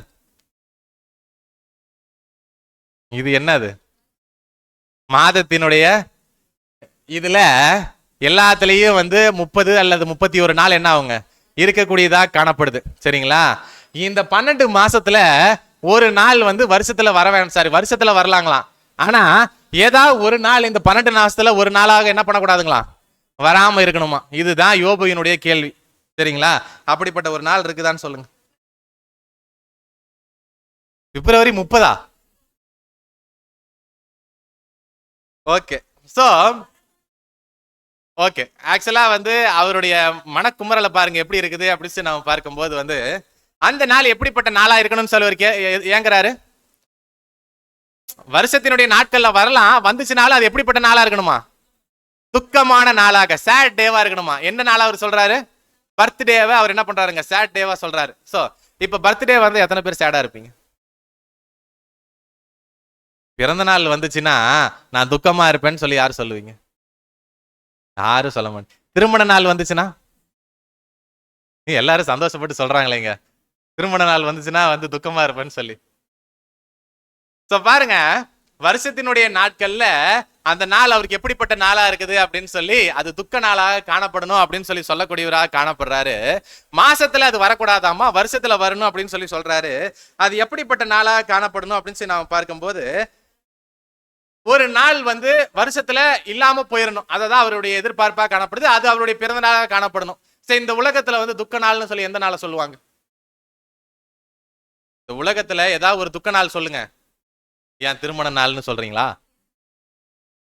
இறந்த நாள துக்க நாள்னு சொல்லுவாங்க. நாம இறந்த நாளை யாராவது துக்கமான நாளா சொல்லுவாங்களா? சுத்தி நம்மளை பத்தி ஒரு 4 பேருக்கு தெரிஞ்சா சொல்லுவாங்க. அப்புறம் எல்லாருக்கும் துக்க நாளா ஒரு நாள் சொல்லுங்க.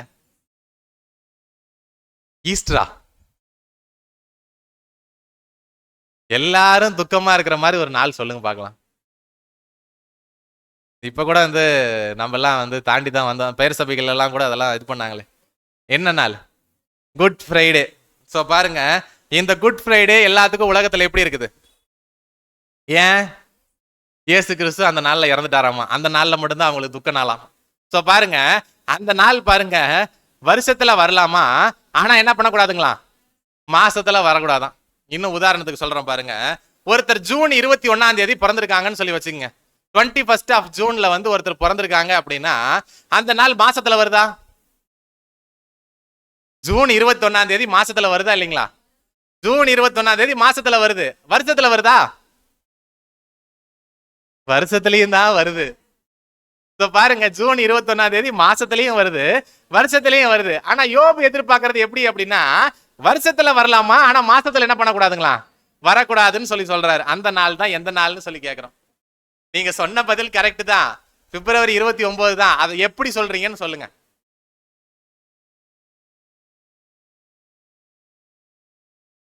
லீப் இயரா? அதுதான் நான் தமிழ்ல சொன்னேன், நீங்க இங்கிலீஷ்ல சொல்லிட்டீங்க. அது எப்படி வருதுன்னு தான் கேட்கிறேன். சரி, ஒரு வருஷத்துக்கு எத்தனை நாள் சொல்லுங்க? 365. பாருங்க, 365. சோ பாருங்க, ஒரு வருஷத்துக்கு 365 நாட்கள் இல்ல, 365.24. சாரி, 2 நாள்ல 24. சோ 365.24 தான் ஒரு வருடத்திற்கான அந்த முழு ரொட்டேஷனுடைய காலப்பகுதியாக காணப்படுது அப்படின்னு சொல்லி நாம் பார்க்கிறோம். பூமியானது இந்த சூரியனை ஒரு கம்ப்ளீட் ரொட்டேஷன் அந்த இடத்துல கொண்டு போய் வர்றதுக்கு 365.24, அதாவது 365.24 டேஸ் என்ன ஆகுதுங்க? அதாவது எளிமையா சொல்லணும்னா ஒரு கால் நாள் என்ன ஆகுது? ஒரு கால் நாள் எச்சா வருது.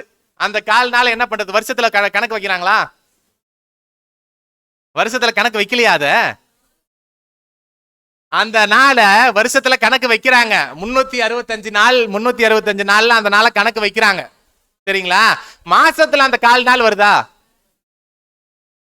மாசத்துல அது ஒரு நாளாக எடுத்துக்கொள்ள முடியாது. கால் நாள 0.25 டேவை அந்த ஒரு நாள்ல அது என்ன பண்ண முடியாதுங்க. ஏன்னா முக்கால் நாள் என்ன ஆகுது? முக்கால் நாள் அடிப்படுது. அதனால வந்து அத வருஷத்தினுடைய ஒரு நாளாக அதை என்ன பண்ண முடியாதுங்க, கணக்கு வைக்க முடியாது அப்படின்னு சொல்லி நாம பார்க்கிறோம். ஆனா அந்த வருஷமும் எத்தனை நாள் தான்? அந்த வருஷமும் 365 நாள் தான் அப்படின்னு சொல்லி நம்ம பார்க்கிறோம்.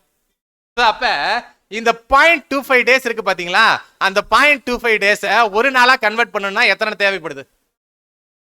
4 தேவைப்படுது. 0.25 வந்து 4ஆல பெருக்கணும் அப்படின்னா எத்தனை நாள் வருதுங்க?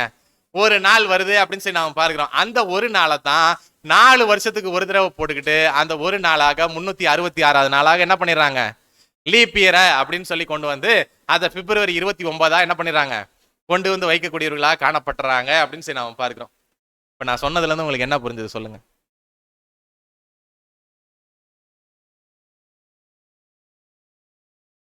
அதாவது இந்த கால் நாள் இருக்கு பாத்தீங்களா, இந்த கால் நாள் என்ன பண்றது இல்லையா, வருஷத்துல என்ன பண்ண வைக்கிறது இல்லைங்களா, கணக்கு வைக்கிறது இல்லையா. ஆனா வருஷத்துல அந்த நாள் என்னதான் இருக்குதுங்க, இருக்குது. ஆனா மாசத்துல தான் அது என்ன பண்றது இல்ல, கணக்கு வைக்கிறது இல்ல அப்படின்னு சொல்லி நாம பார்க்கிறோம். ஏன்னா பாருங்க, பிப்ரவரி 29 அப்படின்றது வந்து வருஷத்துலயும் வருது, மாசத்துல 4 வருஷத்துக்கு என்ன பண்றாங்க, ஒரு தடவை கொண்டு வந்து வைக்கிறாங்க. ஆனா பிப்ரவரி 29 மீனி 3 வருஷம் எங்க போயிடுச்சு? வருஷத்தினுடைய நாட்கள்ல 365 நாள் கரெக்டா வந்துருச்சு. ஆனா அந்த பிப்ரவரி 29 மீதி இருக்கக்கூடிய 3 வருஷத்துல எங்க போயிடுச்சு? அப்ப என்ன ஆகல, வருஷத்துல வருது, ஆனா மாசத்துல என்ன ஆகல, அந்த நாள் வராம போயிடுச்சு அப்படின்னு சொல்லி நாம பார்க்கிறோம். எளிமையா நான் தமிழ்ல வந்து சொல்றதுக்கோசரம் ஒரு டிரான்ஸ்லேஷன் எடுத்திருக்கேன், அதை பாருங்க, வாசிங்க. லீப் வருடம் பூமியின் சுற்றுப்பாதை ஒரு வருஷத்திற்கு சரியாக 365.25 நாட்களாக இல்லாததால் ஒவ்வொரு 4 வருடங்களுக்கும் ஒரு நாள் கூடுதலாக சேர்க்கப்படும் ஒரு வருடமாகும். இது பிப்ரவரி மாதத்தில் ஒரு நாளாக, அதாவது 29 சேர்க்கப்படுகிறது. பாருங்க, இதுக்கு பேரு தான் டிராபிக்கல் இயர் அப்படின்னு சொல்லி அங்க என்ன பண்றாங்கன்னா சொல்லக்கூடியவர்களாக காணப்படுறாங்க அப்படின்னு சொல்லி நாம பார்க்கிறோம். 4 வருடத்திற்கு ஒரு தடவை இந்த காரியங்கள் வருது. மாச கணக்கில் அது வராது, ஆனா வருஷத்துல அது என்ன ஆகுதுங்க, வரக்கூடியதாக இருக்குது அப்படின்னு சொல்லி நாம பார்க்கிறோம். இதெல்லாம் நாம ஏன் இப்ப பார்த்தோம்?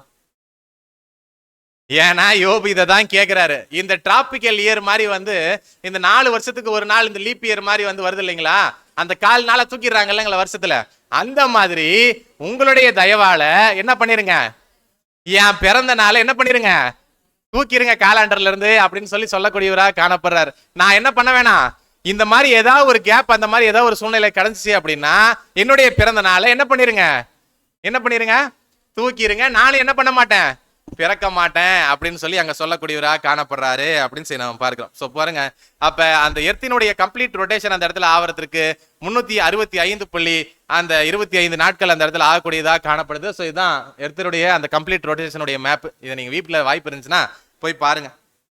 ஸோ பாருங்க, இப்ப யோபுக்கு எப்படி இந்த மாதிரி எல்லாம் கேட்கறதுக்கு தோணுது? அவருக்கு யார் இதெல்லாம் சொல்லி கொடுத்துருப்பா?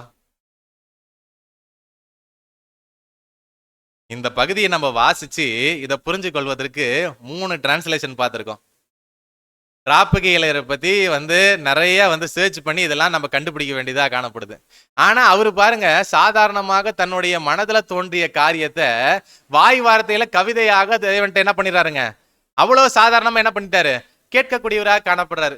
இது படிக்கும் போது நமக்கு எப்படி இருந்துச்சு? இப்ப படிச்ச உடனே புரிஞ்சிருச்சா? இல்லையே, ரொம்ப காம்ப்ளிகேட்டா அந்த இடத்துல காணப்பட்டுச்சு இல்லையா?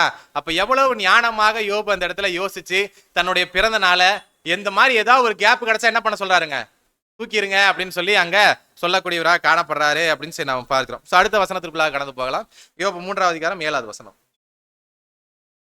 அந்த ராத்திரி தனிமையா இருப்பதாக, அதிலே கம்பீர சத்தம் இல்லாமற் போவதாக. சோ பாருங்க, அந்த ராத்திரி எப்படி இருக்கணுமா, தனிமையா காணப்படணுமா. நாள் எப்படி தனியா இருக்கும்? அந்த ராத்திரி எந்த ராத்திரி? அவருடைய பிறந்த நாள். அந்த பிறந்த நாள் எப்படி இருக்கணுமா, தனிமையா இருக்கணுமா. ஒரு டே எப்படி தனியா இருக்கும்? மனிதர்கள் தனியா இருப்பாங்க. இந்த சேரை எப்படி தூக்கி இந்த பக்கம் போட்டுட்டு அது எப்படி இருக்கும், தனியா காணப்படும். இந்த ஹால்ல நம்ம யாருமே இல்லைன்னா எப்படி இருக்கும், தனியா காணப்படும். ஒரு பைக்கு தனியா இருக்கும், ஒரு கார் தனியா இருக்கும், ஒரு வீடு தனியா இருக்கும். நாள் எப்படி தனியா இருக்கும்? நாள் எப்படி தனியா இருக்கும்னு தான் கேக்குறேன். திருவிழியம் வாசிங்க. அவ்விரவு வெறுமையுற்று பாழாக்கட்டும், மகிழ்ச்சி ஒளி ஒன்றும் அதில் எழாது இருக்கட்டும். பாருங்க, அவ்விரவு எப்படி இருக்கணுமா, வெறுமையற்று பாழாகட்டும் அப்படின்னா என்ன அர்த்தம்? வெறுமைனா என்ன? ஒண்ணுமே இல்ல, அதுதான் வெறுமை. அப்படின்னா என்ன சொல்றாருன்னா, அந்த நாள்ல என்னவே நடக்க வேண்டாமா, ஒண்ணுமே நடக்க வேண்டாம்னு சொல்லி சொல்றாரு. எதுவுமே யாரையுமே என்ன பண்ண விடாதீங்க, செய்ய விடாதீங்க அப்படின்னு சொல்லி சொல்றாரு. No work should be done அப்படின்னு சொல்லி சொல்றாரு. சகோதரன் அப்படிதான் எழுதுறாரு. எந்த வேலையும் அது என்ன பண்ண வேணாமா, நடக்க கூடாது அப்படின்னு சொல்லி சொல்றாரு. எந்த வேலையும் அன்னைக்கு நடக்கல அப்படின்னா நான் என்ன பண்ண மாட்டேன், பிறக்க மாட்டேன் அப்படின்னு சொல்லி சொல்றாரு. அடுத்தது பாருங்க, மகிழ்ச்சி ஒளி என்ன பண்ணக்கூடாதுங்களா, ஒன்றும் அதில் எழுதுறாது இருக்கட்டும் அப்படின்னு சொல்லி சொல்லக்கூடியவராக காணப்படுறாரு. என்ன சொல்றாரு, மகிழ்ச்சி ஒளி ஒண்ணும் அன்னைக்கு என்ன பண்ணக்கூடாதுங்களா அப்படின்னா என்ன அர்த்தம்? மகிழ்ச்சி ஒளினா என்ன? சந்தோஷமா இருக்கிறது. அந்த சந்தோஷமா யார் இருக்கக்கூடாதா, யார் இருக்கக்கூடாதா, யாருமே இருக்காதீங்கன்னு சொல்லி சொல்றாரு. பாருங்க, அந்த அன்னைக்கு யாரும் எந்த வேலையும் செய்ய வேணாம், அதே போல யாருமே எப்படி இருக்க வேணாம்னு சொல்லி சொல்றாரு, யாருமே சந்தோஷமா இருக்க வேணாம்னு சொல்லி சொல்றாரு. அவர் சொன்னது கரெக்டா? இவரு துக்கத்துல இருக்கிறது ஓகே, மத்தவங்களும் ஏன் சந்தோஷமா இருக்க வேணாம்னு சொல்லி சொல்றாரு? ஏதாவது சொன்னீங்கன்னா அடுத்ததுக்கு போலாம். இப்ப பாருங்க, ஒரு கருத்துக்கோசரம் ஒருவேளை தேவன் இவருடைய அந்த குமுறலுக்கெல்லாம் செவி கொடுத்து அந்த நாளை தூக்கிட்டாரு அப்படின்னு சொல்லி வச்சுக்கலாம். ஒரு அசம்ஷன் தான், நல்லா கவனிங்க. ஒரு அசம்ஷனுக்கோசரம் அந்த நாள்ல இவர் கேட்டாருன்றதுக்கோசரம் தேவன் என்ன பண்ணிட்டாரு, அவருடைய பிறந்த நாளை தூக்கிட்டாரு அப்படின்னா என்ன ஆகும்? என்ன ஆகும்? வருஷத்துல ஒரு நாள் குறைஞ்சு போயிருமா? இந்த மகிழ்ச்சி ஒலிக்கும் அவருடைய பிறந்த நாள் தூக்குறதுக்கும் ஏதாவது கம்பேர் பண்ணி சொல்லுங்க. பாருங்க, தம்பி சொல்றாப்ல, அந்த நாள்ல யோபுன்ற குழந்தை ஒரு குழந்தை மட்டும்தான் பிறக்குமா? அந்த நாள்ல யோபு ஒருத்தர் மட்டும்தான் பிறப்பாருங்களா? அப்பனா நிறைய பிள்ளைகள் என்ன பண்ணிருப்பாங்க, பிறந்திருக்கக்கூடியவர்களா காணப்பட்டிருப்பாங்க அப்படின்னு சொல்லி நம்ம பார்க்கிறோம். இப்ப நிறைய பிள்ளைகள் அந்த இடத்துல பிறந்திருப்பாங்க அப்படின்னா அவங்களுக்கும் அந்த நாள் எப்படிப்பட்ட நாள் தான், அவங்களுடைய பிறந்த நாள் அவங்க எப்படி பண்ணுவாங்க, சந்தோஷமா கொண்டாடுவாங்க இல்லைங்களா? இப்ப யோபுவினுடைய பிறந்த நாளை தூக்கிட்டு அவங்களுக்கு அது என்ன ஆயிரும், அந்த பிறந்த நாள் வராம போயிரும். சரிங்களா? அப்படி அவங்க பிறந்த நாள் அன்னைக்கு வராம போயிட்டாங்க அப்படின்னு, வராம போயிடுச்சு அப்படின்னா இப்ப அவங்களுக்குலாம் அது எந்த நாள் ஆயிரும்? அதனால என்ன சொல்றாரு அப்படின்னா, நான் அன்னைக்கு பிறக்காம இருக்கிற மாதிரி அன்னைக்கு எந்த குழந்தையுமே என்ன பண்ண வேணான்றாரு. நான் பிறக்கும் போது மற்றவர்கள்லாம் பிறந்துட்டாங்க அப்படின்னா என்னால அவங்களாம் என்ன பண்ணப்படுவாங்க, பாதிக்கப்பட்டுருவாங்க. அதனால அன்னைக்கு என்னவே பண்ண வேணான்றாரு, மகிழ்ச்சி ஒளி ஒன்றும் அதில் என்ன பண்ண வேணாம், இராமல் இருக்கட்டும். எந்த ஒரு குழந்தையும் அன்னைக்கு என்ன பண்ண வேணாம், பிறக்காம இருக்கட்டும். அப்படி யாருமே பிறக்கல அப்படின்னா அந்த நாள் எப்படி இருக்கணுமா, சந்தோஷமே இல்லாத ஒரு நாளா இருக்கும். எந்த ஒரு வேலையும் அந்த இடத்துல நடக்காத ஒரு வேலையாக அந்த இடத்துல காணப்படும் அப்படின்னு சொல்லி நம்ம பார்க்கிறோம். அதனால யாருமே அந்த இடத்துல சந்தோஷத்தை கொண்டாட மாட்டாங்க. நானும் அன்னைக்கு என்ன பண்ண மாட்டேன், பிறக்காமல் இருந்துருவேன் அப்படின்னு சொல்லி அங்க சொல்லக்கூடியவராக காணப்படுறாரு அப்படின்னு சொல்லி நாம பார்க்கிறோம். சோ இந்த மூன்றாவது பகுதியில நமக்கு என்ன பாடம் அப்படின்னு சொல்லி நம்ம பார்க்கலாம். பாருங்க, lesson 3, he understands others problems even in tragedy. அதாவது அவ்வளவு கஷ்டமான சூழ்நிலையில அவர் காணப்பட்டிருந்த கூடிய வேலையிலும் கூட மற்றவர்கள் அந்த இடத்துல பாதிக்கப்படக்கூடாதுன்னு சொல்லி அவர் என்ன பண்றாருங்க, அங்க தன்னுடைய வேண்டுதல அவ்வளவு ஞானமாகவும் அவ்வளவு தெளிவாகவும் அந்த இடத்துல என்ன பண்றாருங்க, தேவன்கிட்ட கேட்கக்கூடியவராக காணப்படுறாரு அப்படின்னு சொல்லி நாம பார்க்கிறோம். இது நம்மளோட கம்பேர் பண்ணி சொல்லுங்க.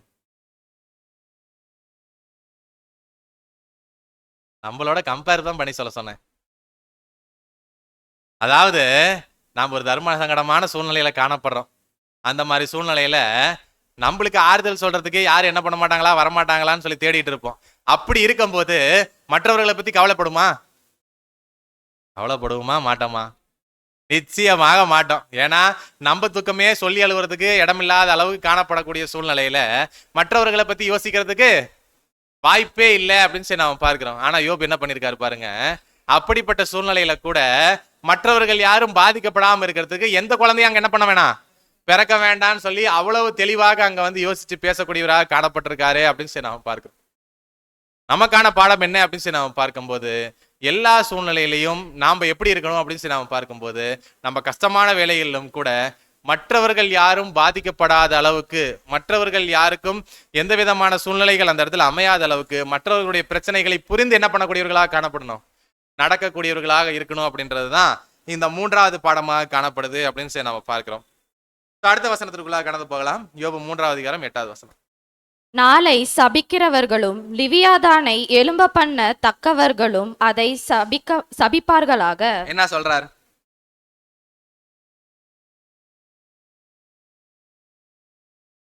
ஐம்பத்தஞ்சு நிமிஷம் தான் முடிச்சிருக்கேன், அதுக்குள்ள ஒரு டீப் சைலன்ஸ். என்ன சொல்றாரு? நாளை சபிக்கிறவர்களும் லிவியாதானை எழும்ப பண்ணுகிறவர்களும் அதை சபிப்பார்களாக. இவ்வளவு நேரமா இவர் மட்டும்தான் என்ன பண்ணிட்டு இருந்தாரு? இவ்வளவு நேரமா இவர் மட்டும்தான் என்ன பண்ணிட்டு இருந்தாரு? இவர் மட்டும்தான் சபிச்சுக்கிட்டு இருக்கிறாரு. இப்ப என்ன பண்றாரு?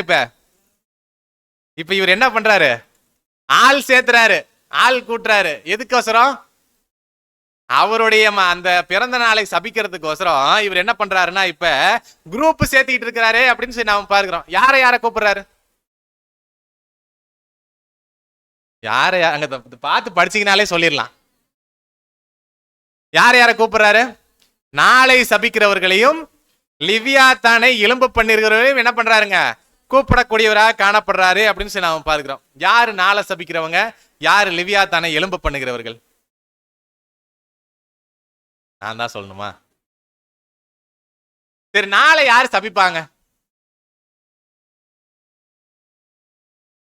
சரி, முதல்ல டிரான்ஸ்லேஷன்ல வாசிடலாம். 3:8 திருவிவிலியம் வாசிங்க. பகலை பழிப்போரும் லிவியாதானை தூண்டி எழுப்புவோரும் அதனை பழிக்கட்டும். சோ பாருங்க, பகலை பழிப்போரும் லிவியாதானை தூண்டி எழுப்புவோரும் அதை என்ன பண்ணட்டும்? பழிக்கட்டும்னு சொல்லி சொல்றாரு. ரெண்டு குரூப் இங்க பத்தி பேசுறாரு. ஒன்னு நாளை சபிக்கிறவங்க, இன்னொருத்தங்க லிவியாதானை சபிக்கிறவர்களா? லிவியாதானை தூண்டி எழுப்பக்கூடியவர்கள் அப்படின்னு சொல்லி நாம் பார்க்கிறோம். ரெண்டு காரியங்களை பத்தி இங்க பேசக்கூடியவர்களாக காணப்படுறாங்க. யார் யாருன்னு சொல்லுங்க. அதுதான் அங்கேயே இருக்குது. நாளை சபிக்கிறவங்க லிவியாதானை எலும்பு பண்ணுகிறவர்கள் சொல்றீங்களா? சரி, ரோதராம் டிரான்ஸ்லேஷன் வாசிக்கலாம் பாருங்க. Let their curses denounce it. நல்லா கவனிங்க. நம்ம தமிழ்ல வாசிச்சதுக்கும் இப்ப ஆங்கிலத்துல வாசிக்க போறதுக்கும் ஒரு மிகப்பெரிய டிஃபரன்ஸ் இருக்கு. அதை வாசிங்க. Let their curses denounce it. Those skilled in rousing the dragon of the sky. So பாருங்க, ரோதராம் டிரான்ஸ்லேஷன் எப்படி இருக்கு அப்படின்னு சொல்லி நாம பார்க்கும்போது, let their curses denounce it, those skilled in rousing the என்னன்னு போட்டிருக்காருங்க? டிராகன் ஆஃப் த ஸ்கை அப்படின்னு சொல்லி போட்டிருக்குது. அங்க என்னன்னு வாசிச்சோம்? லிவியாதான் அப்படின்னு சொல்லி வாசிச்சோம். லிவியாதான்னா என்ன சொல்லுங்க ஃபர்ஸ்ட்.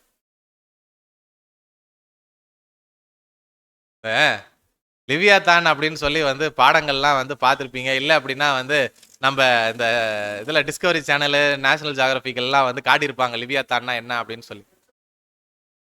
சரி, ஓகே. ஒரு 4 வருஷத்துக்கு முன்பாக பெஹமோத் அப்படின்னு சொல்லி ஒரு பாடம் இங்க எடுத்தோம். சரிங்களா? அந்த பாடத்துக்கு அடுத்த சாப்டர்லயே என்ன வரும் அப்படின்னு சொல்லி நாம பார்க்கும்போது லிவியாதானை பத்தி அங்க வரக்கூடியதாக காணப்படும் அப்படின்னு சொல்லி நாம பார்க்கிறோம். இந்த லிவியாதான் எப்படிப்பட்ட ஒரு கிரியேச்சராக அங்க வடிவமைக்கப்பட்டு சொல்லப்பட்டிருக்குது? பெரிய பாம்பா? லிவியாதான் அப்படின்ற அந்த வார்த்தைக்கு என்ன அர்த்தம் அப்படின்றத நாம் பார்க்கலாம். அதுக்கு முன்பாக இந்த வசனத்தினுடைய வேற வெர்ஷன்ஸ் எல்லாம் நம்ம பார்த்துட்டு லிவியாதான் என்னன்னு சொல்லி நம்ம பார்க்கலாம். பாருங்க, ரோதராம்ல என்ன போட்டிருக்குது அப்படின்னா, லிவியாதான்ன்ற வார்த்தைக்கு பதிலாக என்னன்ற வார்த்தை கொடுக்கப்பட்டிருக்குது? டிராகன் அப்படின்ற வார்த்தை கொடுக்கப்பட்டிருக்குது. நல்லா ஞாபகம் வச்சுக்கோங்க, மறந்துடாதீங்க. அடுத்தது NIV. May those who curse days curse that day, those who are ready to rouse Leviathan. So பாருங்க, may those who curse the day curse that day. அதாவது நாளை சபிக்கிறவர்கள் அந்த நாளை சபிக்கட்டும். those who are ready to rouse Leviathan அப்படின்னு சொல்லி சொல்லப்பட்டிருக்குது NIV-ல. So பாருங்க, new international வெர்ஷன்ல லிவியாத்தான்னே போட்டாங்க. ஆனா ரோதராம் வெர்ஷன்ல என்னன்னு சொல்லி போட்டிருந்தாங்க? டிராகன் சொல்லி போட்டிருக்காங்க. இதே நம்மளுடைய வெர்ஷன், நாம இப்ப பைபிள் கையில வச்சிருக்கோம் இல்லைங்களா, அந்த வெர்ஷன் பாருங்க, KJV. Let them curse it that curse the day, who are ready to rise up their mournings. என்னன்னு சொல்லி போட்டிருக்காங்க? who are ready to raise up their mourning னு சொல்லி சொல்லப்பட்டிருக்குது. mourningனா என்ன? சோ பாருங்க, புலம்பலுக்கும் லிவியாத்தானுக்கும் டிராகனுக்கும் என்ன சம்பந்தம்? 3 டிரான்ஸ்லேஷன் தான். ஆனா 3 பேருமே எப்படி போட்டிருக்காங்க? வேற வேற மாதிரி போட்டிருக்காங்க. தமிழ்ல இன்னும் மோசம். சோ பாருங்க, அங்க லிவியாத்தான்ற வார்த்தை பயன்படுத்தப்பட்டிருக்குது. ரோதராம்ல அந்த இடத்துல டிராகன்ற வார்த்தை பயன்படுத்தப்பட்டிருக்குது. NIV-ல வெறும் லிவியாத்தான் அப்படியே மொழிபெயர்ப்பு பண்ணி போட்டாங்க. KJV-ல என்ன பண்ணிட்டாங்க? மார்னிங்னு சொல்லி சொல்லப்பட்டுட்டாங்க. இதுல நாம எதை எடுத்துக்கிறது? மார்னிங் தான் கரெக்டா? ஏன்னா KJV நம்ம கையில வச்சிருக்கிறதுனால மார்னிங் கரெக்ட் அப்படின்னு சொல்லி சொல்றீங்க. சோ நல்லா வசனத்தை புரிஞ்சுக்கங்க, திருப்பி தமிழ்ல போடுங்க. நாளை சபிக்கிறவர்களும் லிவியாத்தானை எழும்ப பண்ணி இருக்கிறவர்களும் அதை சபிப்பார்களாக அப்படின்னு சொல்லப்பட்டிருக்குது. லிவியாத்தான்ன்ற வார்த்தை அங்க பயன்படுத்தப்பட்டிருக்குது அப்படின்னா மோர்னிங் அப்படின்ற அந்த வார்த்தை எப்படி அந்த இடத்துல சரியாக வரும்? மோர்னிங்னா புலம்பல். புலம்பலுக்கும் லிவியாத்தானுக்கும் அங்க என்ன இல்லைங்க, சம்பந்தமே இல்லை. அப்ப கேஜேவி நமக்கு என்ன ஆகாதுங்க, டிரான்ஸ்லேஷன்ல ஒத்து வரல அப்படின்னு சொல்லி நாம பார்க்கிறோம். ஆனா ரோதராம் பாருங்க, ரோதராம்ல என்ன போட்டிருக்குது அப்படின்னு சொல்லி நாம பார்க்கும்போது rousing the dragon of the sky அப்படின்னு சொல்லப்பட்டிருக்குது. இப்ப சொல்லுங்க லிவியாத்தான்ன்றது எப்படி இருக்கும்?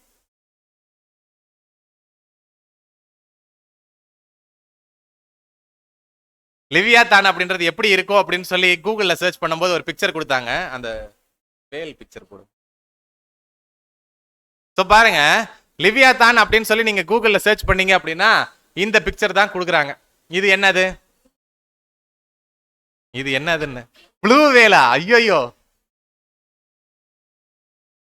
இது ஒரு சி மான்ஸ்டர், அதாவது ஒரு கடல் வாழ், ஒரு கார்னிவர், ஒரு உயிரினம் அப்படின்னு சொல்லி நாம் எடுத்துக்கொள்ளலாம். இது எப்படிப்பட்டது அப்படின்னு சொல்லி நாம் பார்க்கும்போது ஆரம்ப காலகட்டத்தில் மெகலடான் கேள்விப்பட்டிருக்கீங்களா? நிறைய பேருக்கு வாய்ப்பு இல்லைன்னு நினைக்கிறேன்.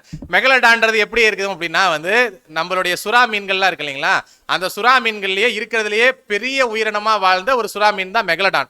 அந்த மெகலடானுக்கு ரைவலா இருந்தது தான் இந்த லிவியாத்தான் சொல்லப்பட்டிருக்குது. ஆனா பாருங்க, இந்த லிவியாத்தானை குறித்து நம்ம பார்க்கும்போது இந்த பிக்சர் கூகுள்ல கொடுத்துருக்குதான். ஆனா கூகுள்ல கொடுத்ததெல்லாம் நம்ம சரின்னு சொல்லி எடுத்துக்கொள்ள முடியுமான்னு சொல்லி நம்ம பார்த்தோம்னா இல்ல. இதுக்கு இந்த லிவியாத்தான்ன்ற வார்த்தைக்கு முதல்ல நம்ம கன்கார்டன்ஸ் பார்க்கலாம். ஹீப்ரு கன்கார்டன்ஸ்ல நம்ம லிவியாத்தான் அப்படின்றதுக்கு என்ன கொடுக்கப்பட்டிருக்குதுன்னு நம்ம பார்க்கலாம். பாருங்க, லிவியாத்தான் சி மான்ஸ்டர். லிவியாத்தானுக்கு என்ன சொல்லப்பட்டிருக்குது?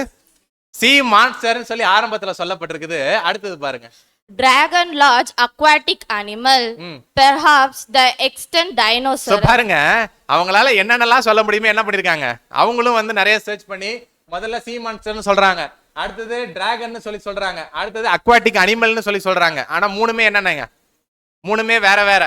ஒன்னு கடல்ல வாழ்றதுன்றாங்க, இன்னொன்னு ஆகாயத்துல பறக்குதுன்றாங்க, இன்னொன்னு நீர்வாழ் உயிரினம்ன்றாங்க. ஆனா பாருங்க, எதுதான் கரெக்டா அந்த இடத்துல வசனங்களோட ஒத்து போகுது அப்படின்னு சொல்லி நாம பார்க்கும்போது அந்த ரெட் லைன்ஸ் வாசிங்க. Figuratively, the constellation of the constellation of the dragon. Figuratively, the constellation of the dragon, also a symbol of Babylon அப்படின்னு சொல்லப்பட்டிருக்குது அப்படின்னு சொல்லி நம்ம பார்க்கிறோம். சோ இதை நம்ம எப்படி புரிந்து கொள்ளலாம் அப்படின்னு சொல்லி நாம பார்க்கும்போது இந்த லிவியாத்தான் அப்படின்ற அந்த வார்த்தைக்கு ரோதராம் டிரான்ஸ்லேஷன் என்ன ஆகுது அப்படின்னு சொல்லி நாம பார்க்கும்போது ஒத்து போகுது. ஏன்னா அவங்க என்ன போட்டிருந்தாங்க, rousing the dragon of the sky. அந்த டிரான்ஸ்லேஷன் போடுங்க. சோ பாருங்க, let day curses denounce it, those killed in rousing the dragon of the sky. அங்க என்னன்னு சொல்லி போட்டிருந்துச்சு கன்கார்டன்ஸ்ல, கான்ஸ்டிலேஷன் ஆஃப் த டிராகன் அப்படின்னு சொல்லப்பட்டிருக்குது. சோ அப்ப ரோதராம் டிரான்ஸ்லேஷன் நம்மளுடைய வசன பகுதிகளுக்கு என்ன ஆகுதுங்க, ஒத்து போகக்கூடியதா காணப்படுது அப்படின்னு சொல்லி நம்ம பார்க்கிறோம். சோ முதலாவது வார்த்தையை நல்லா கவனம் கொடுங்க, let day curses denounce it. அதாவது நாளை சபிக்கிறவர்கள் என்ன பண்ணட்டுமா, அந்த நாளை சபிக்கட்டும்னு சொல்றாரு. யார் நாளை சபிப்பாங்க? லிவியாத்தானை பத்தி பின்னாடி நம்ம பார்க்கலாம். யார் நாளை சபிப்பாங்க? ஆரம்ப காலகட்டங்கள்ல எத்தியோப்பியன்ஸ் இருக்காங்க இல்லைங்களா, எத்தியோப்பியா தேசத்துல வாழ்ந்தவர்கள், அந்த இடத்துல இருந்தவர்கள்ல ஒரு குறிப்பிட்ட வகுப்பார் என்ன பண்ணுவாங்க அப்படின்னு சொல்லி நம்ம பார்க்கும்போது இந்த சூரிய ஒளி பூமியின் மேல படுது இல்லையா, அப்படி பூமியின் மேல படும்போது அதனுடைய ஒளியின் தாக்கத்தை அந்த இடத்துல தங்களுடைய உடம்புல ஏற்றுக்கொள்ள முடியாத ஒரு சூழ்நிலையில் ஒரு வெப்பம் வரும் இல்லையா, அந்த வெப்பத்துல என்ன பண்ணுவாங்களாமா, சூரியனை பார்த்து என்ன பண்ணுவாங்களாமா, ஏன் இவ்வளோ வெயில் எங்க மேல என்ன பண்ற அப்படின்னு சொல்லி அந்த சூரியன் என்ன பண்ணுவாங்களாமா, சபிக்கக்கூடியவர்களா காணப்படுவாங்களாமா. இது ஆரம்ப காலகட்ட எத்தியோப்பிய தேசத்துல வாழ்ந்தவர்களுக்கு அந்த பழக்கம் இருக்குது அப்படின்னு சொல்லப்பட்டிருக்குது அப்படின்னு சொல்லி நாம பார்க்கிறோம். இப்ப அவங்க அந்த நாள்ல சூரியன் என்ன பண்றாங்க, இப்ப சபிக்கக்கூடியவர்களா காணப்படுறாங்க அப்படின்னு சொல்லி நாம பார்க்கிறோம். இந்த சூரியனை சபிக்கக்கூடியவர்கள் அந்த எத்தியோப்பிய தேசத்துல எப்படி காணப்பட்டாங்க அப்படின்னா மந்திரவாதிகள் அப்படின்னு சொல்லி ஒரு பெயரை அடையாளமாக கொண்டவர்களா காணப்படுறாங்க அப்படின்னு சொல்லி நாம பார்க்கிறோம். மந்திரவாதிகளுக்கு என்ன வேலை? இந்த உலகத்துல இப்ப மந்திரவாதிகள்லாம் இருக்காங்க இல்லைங்களா, அவங்களை எதுக்கு பயன்படுத்துறாங்க? எனக்கு உங்களை பிடிக்கல, ஒரு லிட்டரலா உலகத்துல இருக்கக்கூடிய ஒரு உதாரணத்தை சொல்றேன், ஞாபகம் வச்சுக்கோங்க. எனக்கு உங்களைய பிடிக்கல உலகத்துல, நான் என்ன பண்ணுவேன்? என்ன பண்ணுவேன் அப்படின்னா மந்திரவாதி கிட்ட போய் என்ன பண்ணுவேன், பில்லி சூனிய வைப்பேன். அப்பனா மந்திரவாதிகளுக்கு என்ன இருக்குதுன்னு இந்த உலகம் நம்புது, சபிக்கிற அந்த பவர் யாருகிட்ட இருக்குதுன்னு இந்த உலகம் நம்புது, மந்திரவாதிகள்ட்ட இருக்குது அப்படின்னு சொல்லி இத மனசுல வச்சுக்கிட்டு யோபு என்ன பண்றாரு அப்படின்னா, அட்லீஸ்ட் அந்த மந்திரவாதிகளுக்கு சபிக்கிறதுக்குன்னு ஏதாவது ஒண்ணு இருந்துச்சு அப்படின்னா அவங்க வந்து என் கூட சேர்ந்து என்ன பண்ணட்டும், இந்த நாளை சபிக்கிட்டோம். அப்படி அவங்க எல்லாம் சபிச்சாங்களா அப்படின்னாலாவது என்னுடைய பிறந்த நாள் எனக்கு என்ன பண்ண வேணாம், வராம போயிருமே அப்படின்னு சொல்லி அவருடைய இமேஜினேஷன் தான். யோபு இதெல்லாம் நம்பல, ஆனா அவருடைய இமேஜினேஷன்ல இதெல்லாம் என்ன பண்றாருங்க, கேட்கக்கூடியவராக காணப்படுறாரு அப்படின்னு சொல்லி நாம பார்க்கிறோம். சோ முதல் பாயிண்ட் கன்ஃபார்மா? ஓகே, அடுத்து இரண்டாவது பாயிண்ட்டுக்குள்ள போலாம். So those killed in rousing the dragon of the sky அப்படின்னு சொல்லி சொல்லப்பட்டிருக்குது அப்படின்னு சொல்லி நாம பார்க்கிறோம். சோ அதுக்கு முன்பாக ஒரு எக்ஸாம்பிள் நான் சொல்றேன். வேதாகமத்துல சபிக்கிறவர்கள் இருந்திருக்காங்களா இல்லைங்களா? வேதாகமத்துல சபிக்கிறதுக்கு நபர்கள் இருந்திருக்காங்களா இல்லைங்களா? மறந்துட்டீங்கன்னு நினைக்கிறேன். ஒரு ராஜா போய் ஒருத்தட்ட கேக்குறாரு, நீங்க போய் என்ன பண்ணுங்க எனக்காக சபிங்க அப்படின்னு சொல்லி. யார்கிட்ட கேக்குறாரு? பாருங்க. சோ பீலேயாம்கிட்ட வந்து கேட்கப்படுது அப்படின்னு சொல்லி நாம பார்க்கிறோம். யார் கேட்கிறா?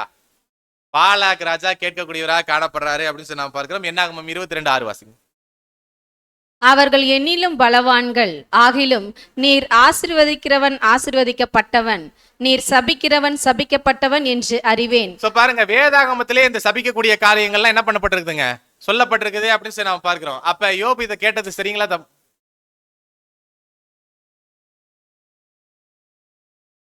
ஓகே, ஒன்னும் இல்ல. அப்படியே என் பக்கம் திரும்பிடுங்க. சரி, பரவாயில்ல, இதுவும் வந்து ஒரு நல்லதுக்கு தான். ஏன்னா வந்து உங்களுடைய அந்த எண்ணங்கள்லாம் திருப்பி வந்து என்கிட்டயே வந்துடும். ஓகே,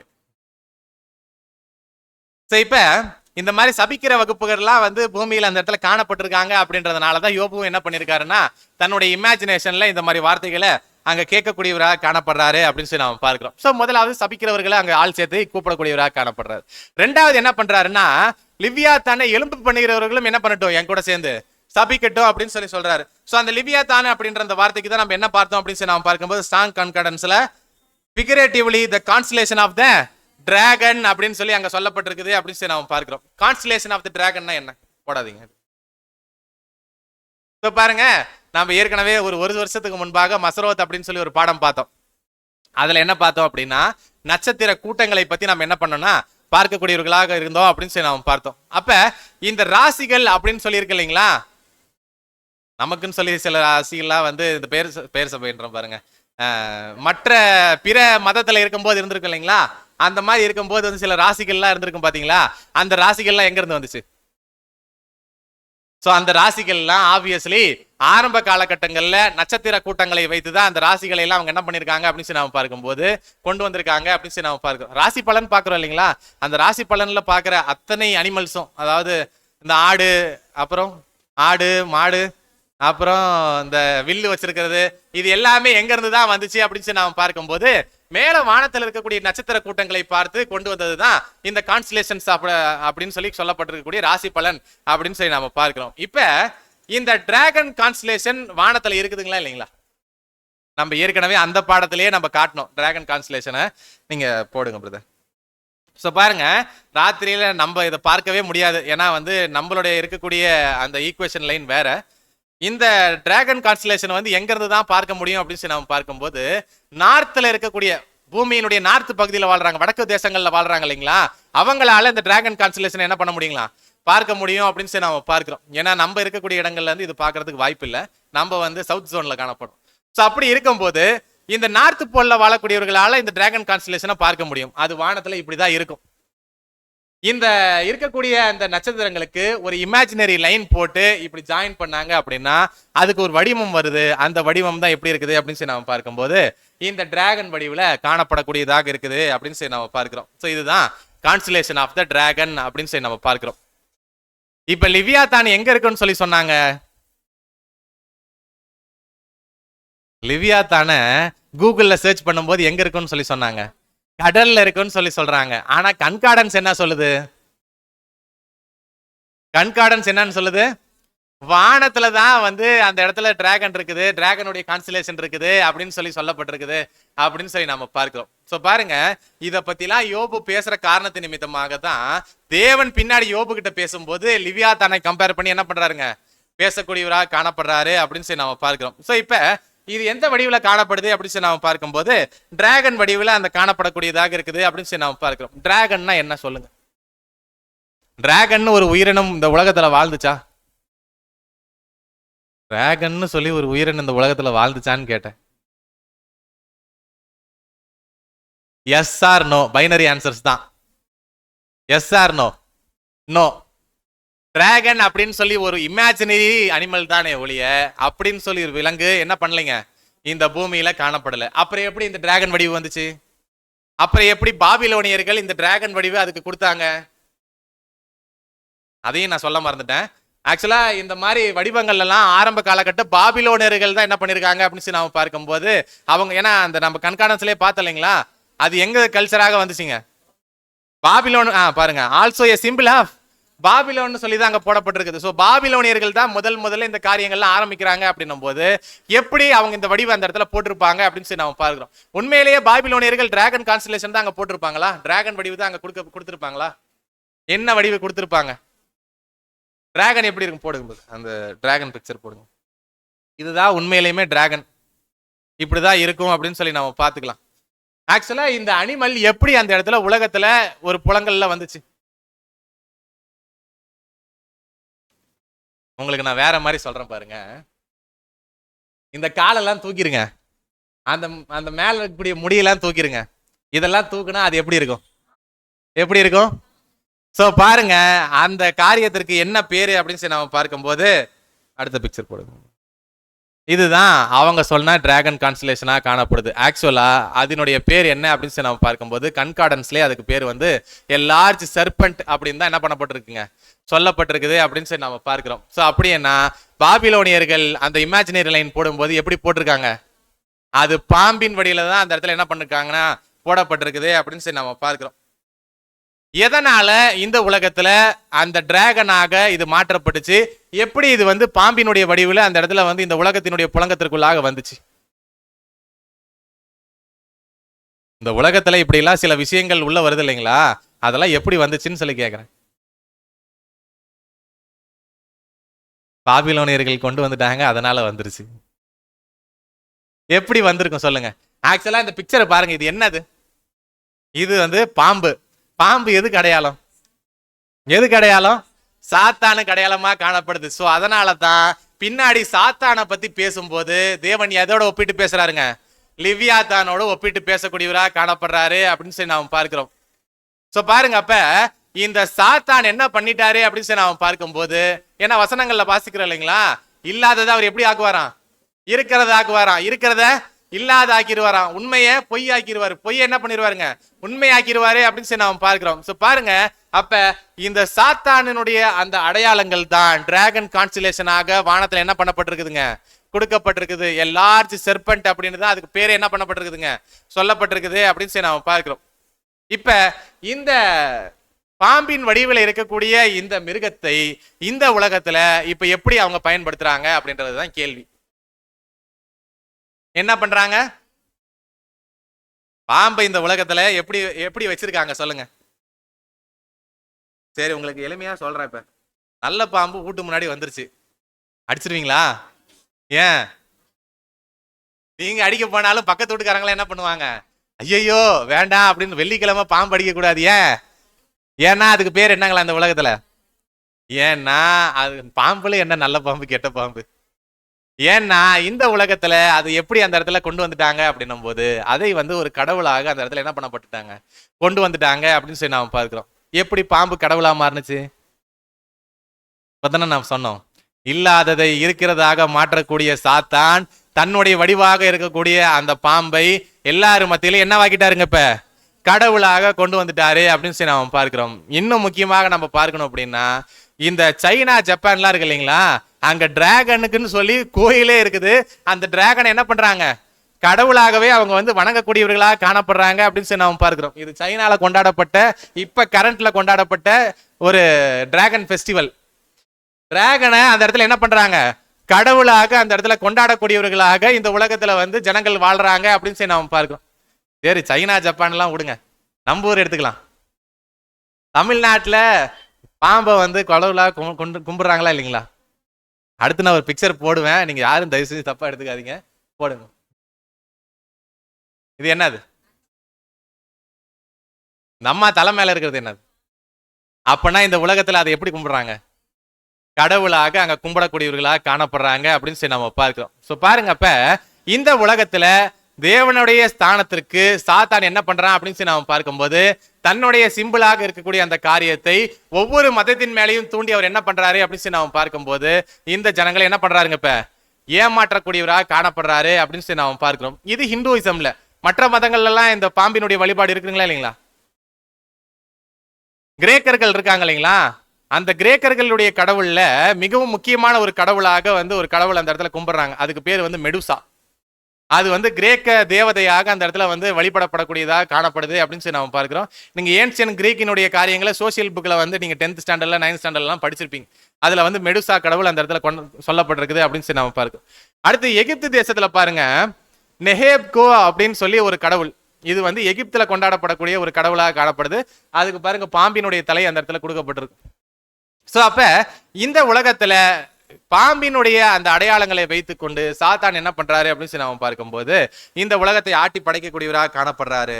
அப்ப இந்த பாம்பு எதனுடைய அடையாளமாக கொடுக்கப்பட்டிருக்குது வானத்துல அப்படின்னு சொல்லி நாம பார்க்கும்போது, அந்த பாபிலோனியர்கள் இந்த பாம்பினுடைய அடையாளத்தை எதுக்கு பயன்படுத்தினாங்க ஆரம்ப காலகட்டங்கள்ல அப்படின்னு சொல்லி நாம பார்க்கும்போது, கெட்ட சகுனங்களுக்கு அவங்க என்ன பண்ணப்பட்டிருக்காங்க அப்படின்னு சொல்லி நாம பார்க்கும்போது பயன்படுத்தியிருக்காங்க அப்படின்னு சொல்லி நாம பார்க்கிறோம். இப்ப கெட்ட சகுனமாக இருக்கக்கூடிய அந்த டிராகன் கான்ஸ்டலேஷன் வானத்துல தோன்றிடுச்சு அப்படின்னா, இந்த பாபிலோனியர்கள் அந்த நாளை என்னவா பாத்துருவாங்களாம்? என்னவா பாத்துருவாங்களாம்? கெட்ட சகுனம் வானத்துல வந்துருச்சுன்னா நாள் எப்படிப்பட்ட நாள்? அது கெட்ட நாளா மாறிடுச்சு அப்படின்னு அர்த்தம். அப்படின்னா லிவியாத்தானை எலும்ப பண்ணக்கூடியவர்கள் இவர்கள்லாம் வந்து அந்த லிவியாத்தானை எலும்ப பண்ணி வானத்துல கொண்டு வந்துட்டாங்க அப்படின்னா அந்த நாள் எப்படிப்பட்ட நாளா ஆயிருமா? கெட்ட நாளா ஆயிருமா? அப்படி கெட்ட நாளா ஆயிருச்சு அப்படின்னா யோபியினுடைய பிறந்த நாள் என்ன ஆயிருங்களா? கெட்ட நாளா ஆயிரும். அந்த நாள் அவரு என்ன பண்ண மாட்டாராமா? பிறக்க மாட்டாரு. அதை தான் இவ்வளவு நேரமா அவர் என்ன பண்ணிட்டு இருக்காருங்க, சொல்லக்கூடியவரா காணப்படுறாரு அப்படின்னு சொல்லி நம்ம பார்க்க. அடுத்தது, இப்ப வானத்துல எந்த ஒரு ஒளிகளும் அந்த இடத்துல தோன்ற வேண்டாம் அப்படின்னு சொல்லிட்டாரு அப்படின்னா, வானத்துல எப்படிப்பட்ட சோர்சஸ் எல்லாம் நமக்கு ஒளி கொடுக்குது? சூரியன், அப்புறம் சந்திரன், அப்புறம் சூரியன் சந்திரன் மட்டும்தானா? பாருங்க, நட்சத்திரங்களும் அந்த இடத்துல கொடுக்கப்பட்டிருக்குது அப்படின்னு சொல்லி நம்ம பார்க்கிறோம். ஆரம்ப வசனங்கள்ல எல்லாம் அவர் என்ன பண்ணிட்டாருன்னா, அந்தகாரப்படுத்தி அந்த இடத்துல வந்து சூரியனையும் சந்திரனையும் மறைச்சிருங்க அப்படின்னு சொன்னாரு. நட்சத்திரத்தை சொன்னாரா? இப்ப அதை கண்டினியூ பண்றாரு பாருங்க. அதை மறந்துட்டாரு போல. அதனாலதான் வந்து 9ஆம் வசனத்துல சொல்றாரு. பாருங்க, அடுத்து 9ஆம் வசனம். அதன் அஸ்தமன காலத்தில் தோன்றின நட்சத்திரங்கள் இருண்டு அதை எதிர்பார்த்திருந்த வெளிச்சம் உண்டாகாமலும் விடியற்கால வெளுப்பை அதை காணாமலும் இருப்பதாக. பாருங்க, அதன் அஸ்தமன காலத்தில் தோன்றிய நட்சத்திரங்கள் இருண்டு அப்படின்னு சொல்லி நம்ம பார்க்கக்கூடியவர்களாக காணப்படுறோம். சோ இப்ப அஸ்தமன காலம்னா என்ன? சாயங்காலம். சோ மாலை பகுதி, சூரியனுடைய அஸ்தமன பகுதி அந்த இடத்துல போயிடுச்சு அப்படின்னா அந்த நேரம் எப்படி ஆயிரணும்னு சொல்லி கேட்கிறாரு. இருண்டு போயிடணுமா? அப்படி இருண்டு போயிடணும் அப்படின்னு சொல்லி நம்ம பார்க்கும்போது, அந்த இருண்டு போயிடுச்சு அப்படின்னா வானத்துல தோன்றக்கூடிய நட்சத்திரங்களுடைய ஒளி உள்ள வருமா? சோ பாருங்க, அதனாலதான் அந்த இடத்துல சொல்றாரு, அப்படி அந்தகாரத்தினுடைய அந்த சூழ்நிலைகளை உள்ள கொண்டு வந்துட்டீங்கன்னா, அதாவது சூரியன் அந்த இடத்துல அஸ்தமானம் ஆனதுக்கு அப்புறம் அந்த அந்தகாரத்தினுடைய இடங்கள் வந்துருச்சு அப்படின்னா வானத்துல இருந்து வரக்கூடிய அந்த நட்சத்திர ஒளி கூட என்ன ஆகாதுங்களா, உள்ள வராது அப்படின்னு சொல்றாரு. எதுக்கோசரம் இது சொல்றாரு அப்படின்னா, ஒருவேளை நட்சத்திர ஒளி உள்ள வந்துருச்சு அப்படின்னா, நட்சத்திரங்கள் வானத்துல தோட்டிடுச்சு அப்படின்னா, நட்சத்திரத்தை பயன்படுத்தி சில நபர்கள்லாம் வந்து அந்த வேலையெல்லாம் செய்வாங்க. பாத்திருக்கீங்களா? மெரைன்ல எல்லாம் இருக்காங்க இல்லைங்களா? மெரைன் கடற் படையில எல்லாம் இருக்கா இல்லைங்களா? அதாவது வந்து லாங் ரூட்ஸ் வந்து கூட்ஸ் எல்லாம் எடுத்துட்டு போகக்கூடிய மெரைன் ஷிப்ஸ் எல்லாம் ஓட்டுறாங்க இல்லைங்களா? அவங்கெல்லாம் வந்து டெய்லியுமே வந்து அந்த ஸ்டார்ஸை தான் என்ன பண்ணுவாங்க அப்படின்னு நான் பார்க்கும்போது, ஆரம்ப காலகட்டங்களெல்லாம் வந்து அடையாளமா வைத்துக்கிட்டு என்ன பண்ணுவாங்களாம், டிராவல் பண்ணக்கூடியவர்களாக காணப்படுவாங்க அப்படின்னு சொல்லி நம்ம பார்க்கிறோம். இப்ப அந்த ஸ்டார்ஸ் எல்லாம் அங்க வந்துருச்சுன்னா அவங்கள என்ன பண்ணிடுவாங்களாம், வேலைக்கு போயிடுவாங்க. இப்ப இதெல்லாம் வராமையே இருந்துருச்சு அப்படின்னா அந்த நாள் எப்படி ஆயிரும், சைலண்ட் டே ஆயிரும் அப்படின்னு சொல்லி நம்ம பார்க்கிறோம். அவர் இன்னும் எதிர்பார்க்கறது என்னதான் அப்படின்னா வந்து, வெளிச்சம் அப்படின்ற இந்த பேருக்கு என்னென்னலாம் சோர்ஸ் இருக்குதோ அது எல்லாத்தையும் என்ன பண்ண சொல்றாருங்க, தூக்க சொல்றாரு அப்படின்னு சொல்லி நம்ம பார்க்கிறோம். அடுத்தது பாருங்க, இந்த இந்த வெளிச்சம்லாம் வந்து அதெல்லாம் வராம போயிடுச்சு அப்படின்னா திருப்பி நைட்டு இருட்டாகி காலையில என்ன ஆகும்? நைட்டு இருண்டு போய் முடிஞ்சு அடுத்து காலையில என்ன ஆகும்? விடியும் இல்லைங்களா? சூரியன் தான் வர வேண்டாம்னு சொல்லிட்டாரு. சூரியன் வரத்துக்கு முன்பாக ஒண்ணு வரும். அது என்னது? சூரியன் வரத்திற்கு முன்பாக சூரிய கதிர்கள் என்ன ஆகும்? இந்த உலகத்தின் மேல வீசக்கூடியதாக காணப்படும். சோ அதனாலதான் அந்த இடத்துல சொல்றாரு பாருங்க, அது எதிர்பார்த்திருந்த வெளிச்சம் உண்டாகலும் விடியற் காலத்து வெளுப்பை அது என்ன பண்ணக்கூடாதுங்களா? காணாமலும் இருக்கணும் அப்படின்னு சொல்றாரு. விடியற் காலத்து வெறுப்புனா கேஜேவி வாசிங்க. அதுல Let the stars of the twilight thereof be dark. Let it look for light, but have none. Neither let it see the dawning of the day. நல்லா கவனிங்க. Let it look for the light, but have none. அவன் அது வெளிச்சத்தை எதிர்பார்க்கட்டும். ஆனா நான் எதிர்பார்க்கிற மாதிரி நான் கேட்ட மாதிரி நடந்துருச்சு அப்படின்னா அங்க வெளிச்சம் என்ன வேணாம்? வந்துராது அப்படின்னு சொல்றாரு. அடுத்தது பாருங்க, neither let it see the dawning of the day அப்படின்னு சொல்றாரு. dawning of the day என்ன? டான்னா என்ன? டான்னா விடியல். சோ பாருங்க, அப்ப விடியல்ல என்ன வரும்? விடியல்ல வெளிச்சம் வரும். அந்த வெளிச்சம் எப்படி இருக்கும்? அந்த வெளிச்சம் எப்படி இருக்கும்? ஒரு காலையில ஒரு 5:30 மணிக்கெல்லாம் வெளியில எந்திரிச்சு வந்து பாத்தீங்கன்னா விடியலை பார்க்கலாம், டானை பார்க்கலாம். நாங்க எங்க 5:30 மணிக்கு எழுந்திரிக்கிறோன்னு சொல்றீங்களா? சோ பாருங்க அந்த டான் எப்படி இருக்குன்னு பாருங்க. அடுத்தது சோ பாருங்க, இப்படிதான் அந்த டான் காணப்படும். காலையில வந்து அந்த வெளுப்பு இப்படிதான் இருக்கும். இந்த வெளுப்பு வந்தா கூட அதுல இருந்து என்ன வருங்களா? வெளிச்சம் வரும். அந்த வெளிச்சம் கூட என்ன பண்ண வேணாமா? நம்ம ஏற்கனவே சொன்ன மாதிரி வெளிச்சம்னு சொல்லி என்னென்னலாம் இருக்குதோ அது எல்லாத்தையும் என்ன பண்ண சொல்றாரு? எல்லாத்தையும் தூக்க சொல்றாரு அப்படின்னு நாம பார்க்கிறோம். எதுவுமே இல்லை அப்படின்னா என்னுடைய பிறந்த நாளும் அன்னைக்கு என்ன ஆகாதுங்க? நடக்காது. யாரு எந்த வேலையும் செய்ய மாட்டாங்க. எந்த ஒரு சோர்சஸும் அன்னைக்கு நடக்காது. அதாவது சூரியனுடைய சன்லைட் வெளிச்ச ரேஸ் எதுவுமே உள்ள வரல அப்படின்னா பிளான்ட்ஸ் கூட என்ன ஆகாது. அதாவது சூரிய கதிர்கள் செடிகள் மேல பட்டாதான் பூவே என்ன ஆகும்? பூக்கும். அனிமல்ஸ் எல்லாம் சூரிய வெளிச்சம் வெளியில வந்தாதான் வந்து அது என்ன ஆகும்? டே டைம்னே அது உணரும். ஸோ பாருங்க, இது அதாவது வந்து சன்லைட்ல இருக்கக்கூடிய சோர்ஸ் ஏதாவது வந்து பூமியின் மேல பட்டாதான் அந்த டேவே என்ன ஆகும்? ரன் ஆகும். எதுவுமே இல்லை அப்படின்னா அந்த டே எப்படிதான் இருக்கும்? அந்த நாள் வெறுமையாக என்ன பண்ணுங்களாம்? இருக்கக்கூடியதா காணப்படணும் அப்படின்னு கேட்கிறாரு இல்லைங்களா? அதுதான் இதுக்கு தான் அர்த்தமாக காணப்படுது அப்படின்னு நாம பார்க்கிறோம். ஸோ அவருடைய பிறந்த நாள், அவருடைய பர்த்டே அன்னைக்கு எந்த விதமான சோர்சஸ் ஆஃப் த லைட்டும் அங்க என்ன வேணாம்? வர வேண்டாம் அப்படின்னு அங்க சொல்லக்கூடியவராக காணப்பட்டுறாரு அப்படின்னு நாம பார்க்கிறோம். ஒருவேளை இதெல்லாம் அவர் கேட்டோம், அவர் கேட்டதெல்லாம் தேவன் கேட்காம இந்த வெளிச்சத்தை, இந்த நட்சத்திரத்தை, இந்த சூரியன் எல்லாம் வந்து அனுமதிச்சுட்டாருன்னு வைங்க, இவர் என்ன ஆயிடுவாரு? இவர் என்ன ஆயிடுவாரு? பிறக்க வேணாம் தான் இதெல்லாம் கேட்கிறாரு. ஒருவேளை அவர் கேட்டு இதெல்லாம் நடந்துருச்சு அப்படின்னா என்ன ஆவாரு? பிறந்துருவாரு. இப்ப அவர் சப்போஸ் பிறந்துட்டாருன்னா அடுத்தது என்ன பண்றதுன்னு சொல்லுவாரு பாருங்க. 3வது அதிகாரம் 10வது வசனம் வாசி. நான் இருந்த கர்ப்பத்தின் வாசலை அது அடைக்காமலும் என் கண்கள் காண்கிற வருத்தத்தை மறைத்து விடாமலும் இருந்ததே. என்ன சொல்றாருங்க அவரு? நான் இருந்த கர்ப்பத்தின் வாசலை அது என்ன பண்ணக்கூடாதுங்களா? அடைக்காமலும் என் கண்கள் காண்கிற வருத்தத்தை மறைத்து விடாமலும் அது இருந்தது. எது இருந்தது? அந்த நாள் அப்படின்னு நம்ம பார்க்கிறோம். அதாவது அவருடைய பிறந்த நாள் இருக்கு இல்லைங்களா? அந்த பிறந்த நாள் அன்னைக்கு என்ன பண்ண சொல்றாரு அப்படின்னா வந்து தன்னுடைய தாயின் கற்பம் இருக்கு இல்லைங்களா? புரியலையோ? திருவிழையோ வாசிங்க. ஏனெனில் என் தாயின் கருப்பையை அவ்விரவு அடைக்காமல் என்ன சொல்றாரு? அவருடைய அம்மாவினுடைய அந்த கருப்பை இருக்கு இல்லைங்களா? அந்த வாம்பு, அந்த ஊம்பு வந்து என்ன பண்ண சொல்றாரு அப்படின்னு நம்ம பார்க்கும்போது அடைக்கணும்னு அவர் எதிர்பார்க்கிறாரு. ஆனா அது அடைக்காம போனனால தான் என்ன பண்ணிட்டாராம்? பிறந்துட்டாருன்னு சொல்றாரு. என் கண்களில் இன்று வேதனையும் அது மறைக்காமல் போயிடுச்சு. அன்னைக்கே வந்து அது வயிற்றுல அடைச்சி நான் செத்து போயிருந்தேன் அப்படின்னா இந்த மாதிரி இன்னைக்கு நான் என்ன பண்ண மாட்டேன்? அழுது புலம்ப மாட்டேனே அப்படின்னு அவர் கேட்கக்கூடியவராக காணப்படுறாரு. ஏன்னா இன்னைக்கு அவர் எப்படிதான் இருக்காரு? இன்னைக்கு இதெல்லாம் பேசும்போது அவர் எப்படி இருக்காரு? வேதனையினோட உச்சக்கட்டத்துல இருக்கிறாரு. எங்க அம்மாவினுடைய வயிற்றை நீங்க அன்னைக்கே அடைச்சிருந்தீங்கன்னா இன்னைக்கு நான் என்ன பண்ணிருக்க மாட்டேன்? பிறந்து இப்படிப்பட்ட சோதனைகளுக்குள்ளாக நான் என்ன பண்ணிருக்க மாட்டேன்? கடந்து போயிருக்க மாட்டேன் அப்படின்னு சொல்லக்கூடியவராக காணப்படுறாரு அப்படின்னு நாம பார்க்கிறோம். அவர் எதிர்பார்க்கறது என்ன? இப்ப அவர் எதிர்பார்க்கறது என்ன? இப்ப இங்க இந்த வசனத்துல என்ன கேட்கிறாரு? தன்னுடைய தாயினுடைய கருப்பை என்ன பண்ண சொல்றாருங்க? அடைக்கணும் அப்படின்னு சொல்லிதான் அவர் கேட்கிறாரு. தாயினுடைய கருப்பை எப்படி அடைப்பது? தாயினுடைய கருப்பையை அடைக்க முடியுமா முடியாதா? மெடிக்கல் ஃபீல்ட்ல நிறைய பேர் இருக்கீங்க, சொல்லுங்க பார்க்கலாம். தாயினுடைய கருப்பையை அடைத்தால் யோபுவுக்கு என்ன ஆகும்? தாயினுடைய கருப்பையில யோபு உள்ள இருக்காரு இல்லைங்களா, அந்த கருப்பையை அடைச்சிட்டா இவர் செத்து போயிருவாரா? அது கருப்பை அடைஞ்சேதான் இருக்குது அத்தனை நாளா. அது வாயை திறந்தா அவர் பிறக்க போறாரு. அடைச்சே இருந்தா அது என்ன ஆகும்? செத்துருவாரா? ஒன்னும் ஆகாது. அவர் அப்ப மீன் பண்ணி சொல்றது என்ன? சரி, இப்ப வேற மாதிரி சொல்றேன் பாருங்க. இப்ப தாயின் கருப்பையே அவர் என்ன பண்றாருங்க, அந்த டேல ஆன் த டேல என்ன பண்ண சொல்றாருங்க, அதாவது அவர் பிறந்த நாள் இருக்கு இல்லைங்களா, பிறக்கிற நாள் அன்னைக்கு கருப்பையை அன்னைக்கு அடைச்சிட்டா என்ன ஆகும்? இன்னைக்கு பிறக்க போறாரு. இப்ப மணி என்ன? மணி 12:25. 12:26 குழந்தை பிறக்க போகுதுன்னு சொல்லி வைங்க. இப்ப கருப்பை அடைச்சிட்டா என்ன ஆகும்? என்ன ஆகும்? செத்துருவாங்களா? அதுவே முட்டிக்கிட்டு என்ன ஆகும்? குழந்தை வெளியில வரும் அப்படின்னு சொல்லி நாம பார்க்கிறோம். அப்ப யோபு கேட்கறது அதுவா? அவர் என்ன சொல்றாரு? தாயின் கருப்பையை அடைச்சிட்டா உள்ளுக்குள்ளேயே என்ன ஆயிடுவாராமா? செத்து போயிருவேன்னு சொல்லி சொல்றாரு. அப்பனா அவர் கேட்கறது என்ன? கரு கலைச்சர சொல்றாரா? உதிரா பிண்டம் தான். அதுதான் நீங்க சொல்ற பதில் கரெக்ட் தான். அவர் செத்து போகணும் தான் கேட்கிறாரு. உதிரா பிண்டம்னா அவர் வயிற்றுக்குள்ளேயே சாவணும் இல்லைங்களா? வயிற்றுக்குள்ளேயே சாவறதுக்கு தான் தாயின் கருப்பைன்னு சொல்லி அங்க தமிழ் டிரான்ஸ்லேஷன்ல வந்துருச்சு. அவர் எதை அடைச்சா அவர் சாவார்? நல்லா கவனிங்க. இப்ப அவங்க அம்மாவினுடைய வயித்தை அவர் பிறக்கிற நாள் அன்னைக்கு போட்டு அழுத்தி வச்சு அடைச்சிட்டோம் அப்படின்னா இவரு சாவாரா, அவங்க அம்மா செத்து போயிருவாங்களா? அவங்க அம்மா தான் செத்து போயிருவாங்க.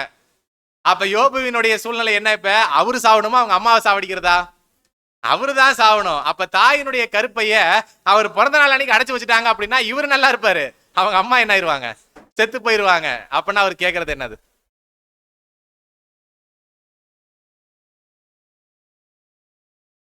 அந்த பிக்சர் போடுங்க, கருப்பையினுடைய பிக்சர் போடுங்க. இத பார்த்து சொல்லுங்க, எதை அடைச்சா குழந்தை சாவும்? எதை அடைச்சா கரு சாவும்?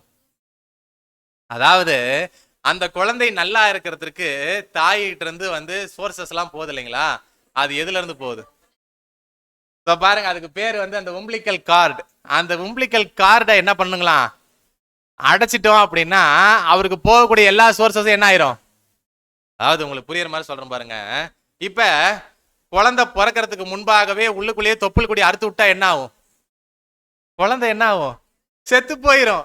அதை தான் அவர் என்ன பண்றாருங்க, கேட்கக்கூடியவரா காணப்படுறாரு. என் தாயினுடைய கருப்பையில் இருக்கும் போதே நீங்க என்ன பண்ணிருங்க, அந்த தொப்புள் கொடி அறுத்து விட்டீங்க அப்படின்னா நான் என்ன பண்ணிருவேன்? எங்க அம்மா நல்லா இருப்பாங்க, ஆனா நான் என்ன ஆயிருவேன்? உள்ள செத்து போயிருவேன் அப்படின்னு சொல்றாரு. அதையாவது நீங்க பண்ணிருக்கலாம்ல, ஏன் அதை பண்ணாம என்னை வெளியில விட்டுட்டீங்க அப்படின்றதுதான் அவருடைய கேள்வியா காணப்படுது அப்படின்னு சொல்லி நாம பார்க்கிறோம். நல்லா கவனிங்க. இந்த மாதிரி சூழ்நிலையில இந்த உலகத்துல யார் யாரெல்லாம் எப்படியோ பிறக்கிறதுக்கும் வாழ்றதுக்கும் ட்ரை பண்றாங்க. ஆனா யோபு பாருங்க எப்படி அந்த இடத்துல கேட்கிறாரு அப்படின்னா பிறப்பதற்கு முன் எப்படியெல்லாம் வாழலாம் என்று இருக்கும் மனிதர்கள் மத்தியில், வாழும் நாட்களில் மற்றவர்களை குறை சொல்லும் மனிதர்கள் மத்தியில், தனக்கு இப்போ ஏற்பட்டிருக்கும் கஷ்டங்கள் மத்தியில் யாரையுமே காரணம் காட்டாத யோபுவினுடைய மெச்சூரிட்டி அப்படின்றதுதான் சகோதரனுடைய கருத்துக்கள். அதாவது எங்க அம்மா என்ன ஆகக்கூடாது, அன்னைக்கு சாவக்கூடாது, ஆனா நான் என்ன ஆயிரணும்? செத்துறணும். எங்க அம்மாவுக்கு ஒன்னும் ஆகக்கூடாது, நான் மட்டும் என்ன ஆயிரணும்? செத்துறணும் அப்படின்னு சொல்லி அங்க கேட்கக்கூடியவராக காணப்படுறாரு அப்படின்னு சொல்லி நாம பார்க்கிறோம். சோ பாருங்க, 4வது லெசன் நம்ம யோபு கிட்ட இருந்து கத்துக்கக்கூடியது என்ன அப்படின்னு சொல்லி நாம பார்க்கும்போது, அவருடைய உச்சபட்ச மெச்சூரிட்டியை அந்த இடத்துல வெளிப்படுத்தி காட்டக்கூடியதா காணப்படுது. அதாவது அவர் பேசக்கூடிய அந்த வார்த்தைகள்ல தன்னுடைய உச்சக்கட்ட முதிர்ச்சியை அவர் என்ன பண்றாருங்க, வெளிப்படுத்தி காட்டக்கூடியவராக காணப்படுறாரு. பாருங்க, இறக்கும் போது வயிற்றுக்குள்ள நான் செத்துறணும், ஆனா எங்க அம்மா சாவக்கூடாதுன்னு யாராவது நினைச்சிருப்பாங்களா அந்த சூழ்நிலையில? ஆனா பாருங்க, அவர் எப்படி எதிர்பார்க்கிறாராமா, நான் செத்துறணும், ஆனா எங்க அம்மா என்ன ஆயிரணும்? பிழைச்சிடணும் அப்படின்னு சொல்லி ரொம்ப மெச்சூர்டாக அங்க என்ன பண்றாரு அப்படின்னா யோசிக்கக்கூடியவராக காணப்படுறாரு. எந்த சூழ்நிலையில? இந்த கஷ்டமான காலகட்டங்கள்ல அப்படின்னு சொல்லி நாம பார்க்கிறோம். இதை அப்படியே நம்ம கிட்ட கம்பேர் பண்ணி சொல்லுங்க பார்க்கலாம். இந்த மாதிரி கஷ்டமான சூழ்நிலைகளின் மத்தியில நாம நிதானமாகவும் தெளிவாகவும் முதிர்ச்சியாகவும் யோசிப்போமா? யோசிக்க மாட்டோமா? நேரம் வேற ஆயிட்டே இருக்குது. சோ நிச்சயமாக யோசிக்க மாட்டோம். ஆனா யோபு என்ன பண்ணிருக்காருங்க, அவ்வளவு சூழ்நிலையிலையும் யோசிச்சு அந்த இடத்துல தன்னுடைய தாய்க்கு எதுவும் ஆகக்கூடாதுன்னு சொல்லி அங்க தன்னுடைய வார்த்தைகளை அங்க பேசக்கூடியவராக காணப்படுறாரு அப்படின்னு சொல்லி நாம பார்க்கிறோம். ஒருவேளை இவர் எதிர்பார்த்த மாதிரி அந்த இடத்துல வயிற்றுக்குள்ளேயே இறந்துட்டாரு அப்படின்னு சொல்லி வச்சுக்கோங்க. வயிற்றுக்குள்ள இறந்து இவர் எப்படியா இருந்தாலும் வயிற்றுக்குள்ள இறந்துட்டாரு அப்படின்னா வயிற்றுல இருந்து என்ன பண்ணி தான் ஆகணும், இவரை எடுத்துதான் ஆகணும். இப்ப வயிற்றுக்குள்ள இறந்து அவர் வெளியில வந்தாருன்னா அதுக்கு பேர் என்ன?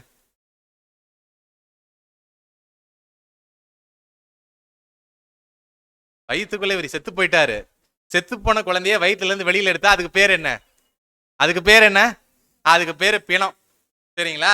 இப்ப தான் செத்து போய் பிணமானா என்ன பேசுவேன் அப்படின்றத அவர் என்ன பண்றாருன்னா அடுத்தது சில வார்த்தைகள் அவர் பேசக்கூடியவராக காணப்படுறாரு. 3:16 வாசிங்க. 11.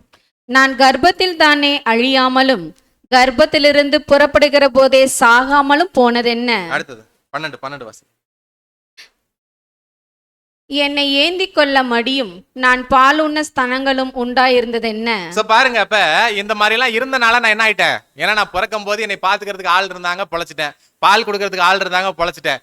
ஒருவேளை இவங்கெல்லாம் இருந்தனாலதான் நான் பொழைச்சிட்டேன். அப்படி இல்லாம போயிருந்தா நான் எந்த ஸ்டேஜ்ல போயிருப்பேன்? செத்து போயிருப்பேன். அப்ப செத்தா என் பேர் என்ன? செத்தா நான் என்ன ஸ்டேஜ்ல இருக்கிறேன்? இப்ப பிணத்துல என்னென்னலாம் பண்ணுவாங்க அப்படின்றதுதான் அடுத்து அவருடைய காரியங்கள். ஒரு 20 நிமிஷம் நம்ம முடிச்சிடலாம். யோபு 3ஆம் அதிகாரம் 13 வரைக்கும் வாசிங்க. 13 அப்படி இல்லாதிருந்தால் அசையாமல் கிடந்து அமர்ந்திருந்து பால் நிலங்களில் தங்களுக்கு மாளிகையை கட்டின பூமியின் ராஜாக்களோடும் மந்திர மார்க்கத்தோடும் அல்லது பொன்னை உடையவர்களும் தங்கள் வீடுகளை வெள்ளினாலும் நிரப்பினவருமான பிரபுக்களோடும் கூட நான் இப்பொழுது தூங்கி இளைப்பாறுவேன். என்ன சொல்றாரு? இப்ப சில 4 விஷயங்களை மட்டும் இந்த பகுதியில நம்ம பார்க்கலாம். பாருங்க, 13-15 வரைக்கும். 13வது வசனத்துல 2 பகுதியை மட்டும் நம்ம பார்க்கலாம். சோ அப்படி இருந்திருந்தால் நான் என்ன பண்ணுவேன்? அசையாமல் கிடந்து என்ன பண்ணுவேன்? அமர்ந்திருந்து. இங்க 2 வார்த்தைகள் நல்லா கவனிங்க. அசையாமல் கிடந்து 2ஆ வந்துருச்சுங்களா? அந்த இடத்துல வந்து கிடந்து அமர்ந்திருந்து, இது 2 மட்டும் தான் நம்ம என்ன பண்ண போறப்ப பார்க்கக்கூடியவர்களா காணப்படுறோம். 13வது வசனத்துல கிடந்து அமர்ந்திருந்து. சரிங்களா? 15வது வசனம் போடுங்க. 15வது வசனத்துல அப்பொழுது தூங்கி என்ன பண்ணுவேன்? இளைப்பாறுவேன். சோ இப்ப நம்ம பார்க்க வேண்டிய 4 வார்த்தைகள் என்னென்ன அப்படின்னு நம்ம பார்க்கும்போது கிடந்து, அமர்ந்திருந்து, தூங்கி, இளைப்பாறுவேன். இந்த 4 வார்த்தைகளுக்கு தான் நம்ம கவனம் கொடுக்கக்கூடியவர்களா காணப்படுவோம் அப்படின்னு சொல்லி நம்ம பார்க்கிறோம். சோ இந்த கிடந்து அப்படின்றதுக்கு லேன் அப்படின்னு சொல்லி சொல்றாங்க, அமர்ந்திருந்ததுக்கு குவைட், தூங்கி அப்படின்றதுக்கு ஸ்லெப்ட், இளைப்பாறுவேன்றதுக்கு ரெஸ்ட். இதெல்லாம் யாரு செய்வா? இப்பதான் சொன்ன ஆன்சர். செத்து போய் பிணமா இருக்கிறாங்க இல்லைங்களா, அவங்களுடைய ஸ்டேஜஸ் எல்லாம் இதுதான் சொல்லி சொல்றாரு. என்ன பண்ணுவாங்களாமா? முதல்ல அவங்களை கிடத்துவாங்களாம். அதுக்கப்புறம் அவங்கள இன்னும் புரியுற மாதிரி சொல்றேன் பாருங்க. அவங்கள கிடந்து, அடுத்தது குவைட், அமைதியாக அமர்ந்திருந்து, அடுத்தது என்ன பண்ணுவாங்களா? அவங்க நித்திரை, தூங்கி, அப்புறமா தூங்கிட்டாங்கன்னா அடுத்த பண்ணுவாங்க, ரொம்ப நேரம் அந்த இடத்துல இளைப்பாறுதலுக்குள்ளாக போயிருவாங்க அப்படின்னு சொல்லி நம்ம பார்க்கிறோம். இதுல ஒரு முக்கியமான காரியங்கள் நம்ம பார்க்கக்கூடியவர்களாக காணப்படலாம். சோ இப்ப ஒரு டெட் பாடி தன்னுடைய அந்த ரெஸ்டின், அதாவது வந்து அந்த கல்லறையில அது என்ன பண்ணிட்டு இருக்கோம் அப்படின்னு சொல்லி நம்ம பார்க்கும்போது ஒரு நீண்ட இளைப்பாறுதலுக்குள்ளாக, நீண்ட நித்திரைக்குள்ளாக அது கடந்து போகக்கூடியதாக காணப்படும் அப்படின்னு சொல்லி நாம பார்க்கிறோம். இப்ப அந்த கல்லறையில யார் யாரெல்லாம் இருக்கிறாங்கன்றத 14வது வசனத்துல அவர் சொல்றாரு. அதை வாசிங்க. பால் நிலங்களில் தங்களுக்கு மாளிகையை கட்டின பூமியின் ராஜாக்களோடும் மந்திர மார்க்கத்தோடும் அல்லது பொன்னை உடையவர்களும் தங்கள் வீடுகளை வெள்ளினால் நிரப்பினவர்களுமான பிரபுக்களோடும் கூட நான் இப்பொழுது தூங்கி இளைப்பாறுவேன். முதல்ல யார சொன்னாரு? ராஜாக்கள், அடுத்தது மந்திரிமார்கள், அடுத்தது பொன்னை உடையவர்கள், அடுத்தது வெள்ளியினால் தங்களை நிரப்பினவர்கள். சோ இவங்க 4 பேரையும் அவர் என்ன பண்றாருங்க? அடையாளம் காட்டக்கூடியவர்களாக காணப்படுறாரு அப்படின்னு சொல்லி நம்ம பார்க்கிறோம். சோ இப்ப இவங்க கூட எல்லாம் அவர் என்ன பண்ணிட்டு இருக்காங்களாமா? செத்து போயிட்டா இவங்கெல்லாம் என்ன பண்ணிட்டு இருக்காங்களாம்? செத்து போனதுக்கு அப்புறம் கல்லறையில தூங்கி இளைப்பாறிட்டு இருக்காங்களாம். இவங்கெல்லாம் யாருன்னு சொல்றாரு? எல்லாருமே ஐயா வாழ்ந்தக்கூடியவர்களாக காணப்படுறாங்க அப்படின்னு சொல்லி நம்ம பார்க்கிறோம். நான் செத்து போயிட்டாலும் நானும் எங்க தான் வருவேன்? உங்களோட கூட சேர்ந்து நான் என்னதான் பண்ண போறேன்? தூங்கி இளைப்பாறக்கூடியவனா காணப்படுறேன் அப்படின்னு சொல்லி சொல்றாரு. அதாவது செத்து போனதுக்கு அப்புறம் நீங்களும் அதே கல்லறையில தான் இருக்க போறீங்க, நான் என்ன பண்ண போறேன்? அதே கல்லறையில தான் இருக்க போறேன் அப்படின்னு சொல்லி யோபு என்ன பண்றாருங்க? சொல்லக்கூடியவராக காணப்படுறாரு. 17வது வசனம் வாசிங்க. துன்மார்க்கருடைய தொந்தரவு அங்கே ஓய்ந்திருக்கிறது, பலனற்று விடாய்த்து போனவர்கள் அங்கே இளைப்பாறுகிறார்கள். பாருங்க, துன்மார்க்கருடைய தொந்தரவு அங்க என்ன இல்லைங்களா? ஓய்ந்திருச்சு அப்படின்னு சொல்லி நாம பார்க்கிறோம். எங்கயா? கல்லறையில துன்மார்க்கர்களுடைய தொந்தரவு என்ன இல்லைங்களா? ஓய்ந்து போயிடுச்சு. அப்படின்னா அவங்க எல்லாரும் அந்த சூழ்நிலையில எப்படி இருக்காங்களா? அமைதியா சமாதானமா இருக்கிறாங்க அப்படின்றது அர்த்தம். கல்லறையில இவங்க எப்படி இருக்காங்களா? கல்லறையில இவங்கெல்லாம் அமைதியா சமாதானமா வாழ்றாங்க அப்படின்றதுதான் அவருடைய காரியமா காணப்படுது. உண்மையிலேயே கல்லறையில அவங்களாம் அமைதியாக சமாதானமாக தான் வாழ்ந்துட்டு இருப்பாங்களா? இந்த உலகத்திற்கு உண்மையிலேயே சமாதானம் எங்க இருக்குது? இந்த உலகத்திற்கு சமாதானம் உண்மையிலேயே எங்கதான் இருக்குது? எங்க இருக்குது? ஆமா, அந்த மில்லினியல் கிங்டத்தில் தான் காணப்படுது. கர்த்தருடைய 1000 அரசாட்சியில் தான் காணப்படக்கூடியதாக இருக்குது அப்படின்னு சொல்லி நம்ம பார்க்கிறோம். சோ அப்ப சமாதானமும் அமைதியும் அங்கதான் காணப்படுது அப்படின்னு சொல்லி நம்ம பார்க்கும்போது, அது கிங்டம்ல தான் இருக்குது அப்படின்னு சொல்லி நம்ம பார்க்கும்போது, அங்கேயும் யாரும் இருக்க மாட்டாங்களா? அதாவது ராஜ்யத்துல யாரும் இருக்க மாட்டாங்க. இங்க இவர் துன்மார்க்கர் இங்க இருக்க மாட்டாங்கன்னு சொல்றாரு இல்லைங்களா? உண்மையிலேயே துன்மார்க்கர் எங்கதான் இருக்க மாட்டாங்களா?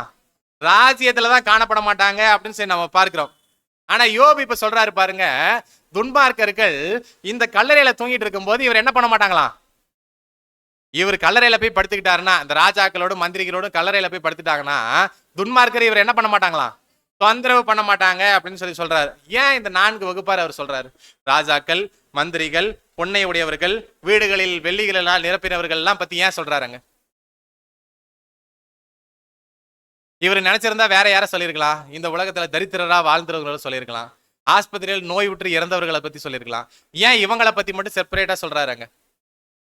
ஏன்னா இந்த உலகத்துல வாழக்கூடிய நாட்கள்ல இவங்க எல்லாருமே எப்படி வாழ்றாங்க அப்படின்னு சொல்லி நாம பார்க்கும்போது, தங்களுடைய வாழ்க்கையை முழுவதையுமே சம்பாதிக்கிறதுக்கோசரமே என்ன பண்ணிருக்காங்களாம்?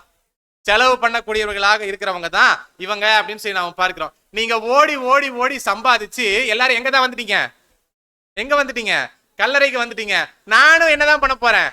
இதே கல்லறைக்கு தான் வரப்போறேன். இதுதான் யோபுவினுடைய அங்க காரியமா காணப்படுது அப்படின்னு சொல்லி நாம பார்க்கிறோம். இப்ப யோபு அந்த இடத்துல ரியலைஸ் பண்ணி பேசக்கூடியது என்ன அப்படின்னு சொல்லி நாம பார்க்கும்போது, எவ்வளவு செல்வ செழிப்பு இருந்தாலும் கடைசியில நான் எங்க தான் போறேன்? அங்க கல்லறைக்கு தான் போக போறேன் அப்படின்னு சொல்லி நாம பார்க்கிறோம். ஏன்னா யோபுவும் எப்படிப்பட்டவராக வாழ்ந்தவர் தான்? எப்படிப்பட்டவராக வாழ்ந்தவர் தான்? ஆரம்பத்துல ரொம்ப செல்வ செழிப்பாக அங்க வாழக்கூடியவராக இருந்தவர் தான் அப்படின்னு சொல்லி நாம பார்க்கிறோம். இதை நம்ம கூட கம்பேர் பண்ணுங்க.